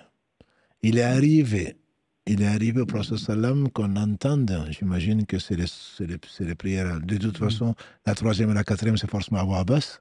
Il est arrivé que quelques mots lui échappent. Et qu'on entendait, voilà. Mais la sunna, même quand il y a divergence, là où il n'y a pas de divergence, mieux vaut sur celle-là. C'est-à-dire que dans toutes les écoles, quand on enseigne, c'est que l'écrasante majorité des cas, c'est ne lire que la Fatiha. Maintenant, si tu te trompes, tu as oublié, tu es un homme, tu as oublié et quelques versets t'échappent, et là, il y a des cas où il faut réparer ou pas. Si tu as oublié, tu as récité une sourate derrière, tu fais le sujoud qu'on appelle sujoud qabli, mais si certains savants, c'est sujoud ba'di, le sujoud ba'di plutôt, après le salam, c'est certain, tous les sujouds sont qabli, d'autres, tous les sujouds sont ba'di. C'est les malikis que l'on connaît le plus. Quand on rajoute quelque chose à la prière, c'est après le salam. Quand on a retranché quelque chose, comme dans la première ou deuxième rakat, tu as oublié la Fatiha, tu as oublié la sourate plutôt, à ce moment-là, tu fais avant le salam. Mais la majorité des savants, l'avis majoritaire, à ma connaissance, c'est de ne lire vraiment que la Fatiha. Très bien. Et du coup, si on lit une autre sourate que la Fatiha, est-ce qu'on est dans une erreur ou qu'est-ce qui se passe? Ça dépend. Si tu ne savais pas, Allah te pardonne, alhamdulillah, mais il faut être, comme tu poses la question, on apprend. On apprend et dès qu'on apprend, tes prières sont valables, Inch'Allah, parce que tu le faisais non exprès. Après, si tu le fais exprès, à ce moment, je crains que tu n'ouvres une fenêtre sur la fitna en te prenant pour un savant ou en prenant un avis minoritaire. Je ne dis pas que l'avis est faux, voilà, mais il faut vraiment éviter la prière encore à la prière. C'est trop important pour prendre des risques. Si on sait que le prophète sallam n'a pas fait une chose, mieux vaut ne pas la faire. Très bien. Allah yafik. Jazakallah khairan. Un autre appel, Karim? Non, c'est bon. J'ai une question, Cheikh. Tout à l'heure, vous avez parlé aussi concernant, il me semble, sur les photos, je crois, dans une pièce. Est-ce qu'on peut faire la prière ou pas? La personne elle dit, si on prie dans une chambre dans laquelle il y a beaucoup de jouets, des enfants, est-ce que la prière est valide? Si Mohammed aurait dit, elle est valide. valide, on a dit encore une fois, même s'il y a des idoles, hein, mais le mieux, c'est de couvrir ou de mettre dans un, soit sous le lit si tu n'as que cette pièce-là, soit soit dans une caisse, tu refermes tout et tu laisses pas les choses traîner, surtout que c'est en 3D et ça peut, ce ne sont pas des petits, ce ne sont pas des petites choses avec lesquelles les choses, c'est pas, ce ne sont pas des aimants, ce ne sont pas des tout petits objets. On ne va pas te demander, ce serait déconseillé, mais si c'est vraiment des jouets, et non seulement ça peut te perturber, et deux, bon, mieux vaut soit les couvrir, soit les ranger. C'est tout ce que. Mais la prière reste valide, mais mieux vaut les ranger. Barakallahu fik. Un autre appel? Vas-y, on le prend, Inch'Allah. Allô, salam alaikum. Alaykoum salam. Déjà, tout d'abord, merci beaucoup pour tout ce que vous faites pour la Oumma. Que Dieu vous récompense. Amin, amin. Et ma question, c'est par rapport au tachahoud dans la prière. Quand on fait le tachahoud, que la prière soit surérogatoire ou non, est-ce qu'il faut toujours la faire suivre de la prière sur le prophète Mohammed sallallahu alayhi wa sallam? Le tachahoud, alhamdulillah, doit être suivi par la prière ibrahimi. Pour beaucoup de savants, c'est... Si vous pouvez juste baisser l'appareil avec lequel vous suivez le live, s'il vous plaît. Ah, j'ai quitté le live. Allô? Allô? Oui, d'accord. Il y avait un écho, il y avait un souci donc derrière. Ah, désolé. Non, il n'y a pas de problème. Le tashahoud, c'est donc on va jusqu'à la shahada et ensuite la prière sur le prophète sallam. Nombre de savants, ils ne sont pas unanimes, disent que c'est une chose qui est une sunna qui est renforcée. Donc il n'a pas fait de distinction alayhi salatu wassalam entre la prière obligatoire et la surrogatoire. C'est nous qui parfois on pense qu'elle est surrogatoire donc elle n'est pas importante. Alors qu'en réalité, les prières surrogatoires viendront, Inch'Allah, pour compléter les prières obligatoires. Donc, mieux vaut le faire, ça c'est sans aucun doute. Celui qui prie sur le prophète sallam, Allah subhanahu wa ta'ala le bénit et fait son éloge chez les anges 10 fois plus. Il faut vraiment, comme dit Mohammed, il faut vraiment ne pas rater cette occasion-là. Ce serait dommage. Si dans notre vie, on priait souvent sur le prophète sallam, ce serait mieux pour nous. Ce serait vraiment mieux pour nous. Donc, il faut vraiment ne pas rater l'occasion, même si on est pressé souvent. C'est certainement pas pour mieux. C'est pour aller regarder un téléphone. C'est pour aller faire autre chose qui n'est pas mieux que la prière sur le prophète sallam. Donc, tant qu'on peut prier sur lui, il faut le faire notamment dans la prière ibrahimique. D'accord, parfait. Merci beaucoup. Barakallahu fik. Salam alaikum. Une autre question, cher, une personne qui dit je suis au travail, j'essaye de faire ma prière et des fois je suis surprise en train de faire de la prière. Est-ce que je peux m'arrêter à ce moment-là et une fois que la personne est sortie du lieu dans lequel je prie, je reprends ma prière? Est-ce que c'est faisable ou est-ce que non, il faut que je continue et puis... Mais ça dépend de... Ça dépend de la personne, ça dépend de ton réflexe. De toute façon, si tu la regardes déjà, si tu quittes la Qibla, ta prière est nulle. Sa prière plutôt est interrompue. Quand je dis quitter la Qibla, elle est de 180 degrés. Hein. Et donc, sauf chez les Chafiites, elle est de 180 degrés. Si tu te retournes, c'est que très certainement, ta prière est nulle. Voilà. Donc, il faut prendre des précautions. Je ne dis pas qu'il faut mettre une chaise à la porte. Hein. Il faut prendre le moment où tu penses être le moins dérangé, mais Allah peut t'éprouver. Donc, si ça t'arrive, si tu peux continuer, tu continues, et quitte ensuite à lui expliquer. Et souvent, ils n'ont pas besoin d'explication. Si ce n'est pas le cas, si tu as coupé ta prière, et tu dois la refaire, bien sûr. Tu dois la refaire. D'accord. Et si je sais que l'heure va sortir et je suis dans un endroit où il y a du monde, est-ce que je peux me permettre de prier discrètement en restant assis? La prière obligatoire, être debout fait partie des conditions. Beaucoup de savants utilisent et debout pour Allah dans la concentration entre guillemets. Si tu peux prier debout, il faut prier debout. Donc, faire la prière assise, si tu l'as fait, pour ne pas rater la prière, moi je te conseillerais de la refaire parce que je crains de l'invalidité de la prière. De l'invalidité de la prière. Et alhamdoulilah, si tu as d'autres choses à faire, le mieux serait vraiment de t'éclipser d'une façon ou d'une autre pour aller la faire. Parce que tu ne dois pas être concentré dans le monde, avec le monde avec lequel tu es. Et ce n'est pas forcément des choses qui sont obligatoires à faire. Donc, essaye de calculer. Comme je dis souvent, ne va pas dans des magasins dans l'après-midi, et rater le Dohr et l'Asr, ou rater le Asr, il faut faire ton programme. Je ne parle pas du travail. Tu es dans le travail, tu n'arrives pas à le faire, tu programmes néanmoins de pouvoir le faire avant que le temps sorte. C'est quand même quelque chose d'extrêmement important, pour ne pas dire, c'est la chose la plus importante à ce moment-là. Donc, il ne faut pas... Le monde qui est là ne doit pas, entre guillemets, être privilégié, sauf contrainte, ne doit pas être privilégié par rapport à ton devoir vis-à-vis d'Allah subhanahu wa ta'ala. Barakallahu fik. On prend un dernier appel, Karim? Non, c'est bon. Donc, dernière question écrite. Pour un homme qui vient de se convertir, est-ce que pour que ses prières soient valides, il est obligé de faire la circoncision? La circoncision est une obligation pour certains savants. Beaucoup disent que c'est une sunna mu'akkada. Notre père Ibrahim alayhi salam, il s'est fait circoncise à 80 ans. Donc c'est une sunna qui suivent les hébraïques ou la communauté juive pratiquante. Et c'est une sunna que les musulmans également font. Et donc c'est plus que recommandé de le faire au moins pour les hommes. Donc, le prophète sallam parlait de non-circoncis au jour du jugement dernier. Donc, il faut le faire. Il faut le faire. Si pour des raisons médicales, tu ne peux pas le faire, alhamdulillah, c'est une contrainte, mais il faut le faire. Mais cela ne conditionne absolument pas la prière. La prière, tu dois la faire, circoncis ou non circoncis, ni le mariage non plus, parce que souvent, ton beau-père va te dire il n'est pas circoncis. Donc, et je ne lui donne pas ma fille. Ça n'a rien à voir. Ça n'a rien à voir. Et on ne demande pas s'il fait la prière, on demande s'il est circoncis. Ça n'a vraiment absolument rien à voir. Mais je te conseille, mon frère, de faire la circoncision quand tu peux. Au 7e jour, puisque tu es converti, ce n'est pas au 7e jour. Mais même pour les musulmans, chez les juifs, c'est au 7e jour. Il y a un hadith qui est faible qui le dit, mais bon, pour les musulmans, on le sait dans différents pays musulmans, quel que soit l'âge, et pour un circoncis, pour un converti, il peut le faire à n'importe quel âge. Et le plus tôt serait le mieux, mais ce n'est pas une condition de validité ni de la prière, ni du mariage, ni de quoi que ce soit.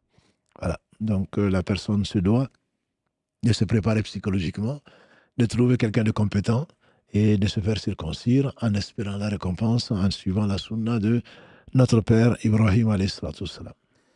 Barakallahu fik, Cheikh. Ça sera la dernière question. Alhamdoulilah, il y a encore beaucoup de questions, mais je pense qu'il y a beaucoup de questions sur le fait de regrouper les prières, mais je pense que c'est pour le sujet de la semaine prochaine, donc je ne vais pas les poser, Inch'Allah.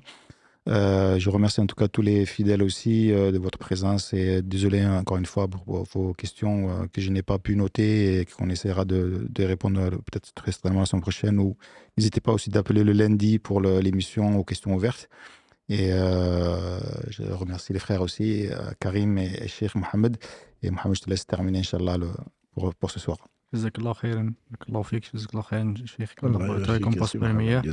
Qu'Allah bénisse le temps de nos frères et de nos sœurs qui nous suivent et qu'Allah nous augmente en sciences bénéfiques et qu'il nous fasse bénéficier de ces enseignements et de ces lives. Barakallahu fikum de votre attention et je vous donne rendez-vous la semaine prochaine pour continuer à parler des questions actuelles relatives à la prière. سبحانك اللهم وبحمدك أشهد أن لا إله إلا أنت أستغفرك وأتوب إليك سبحان ربك رب العزة عما يصفون وسلام على المرسلين والحمد لله رب العالمين.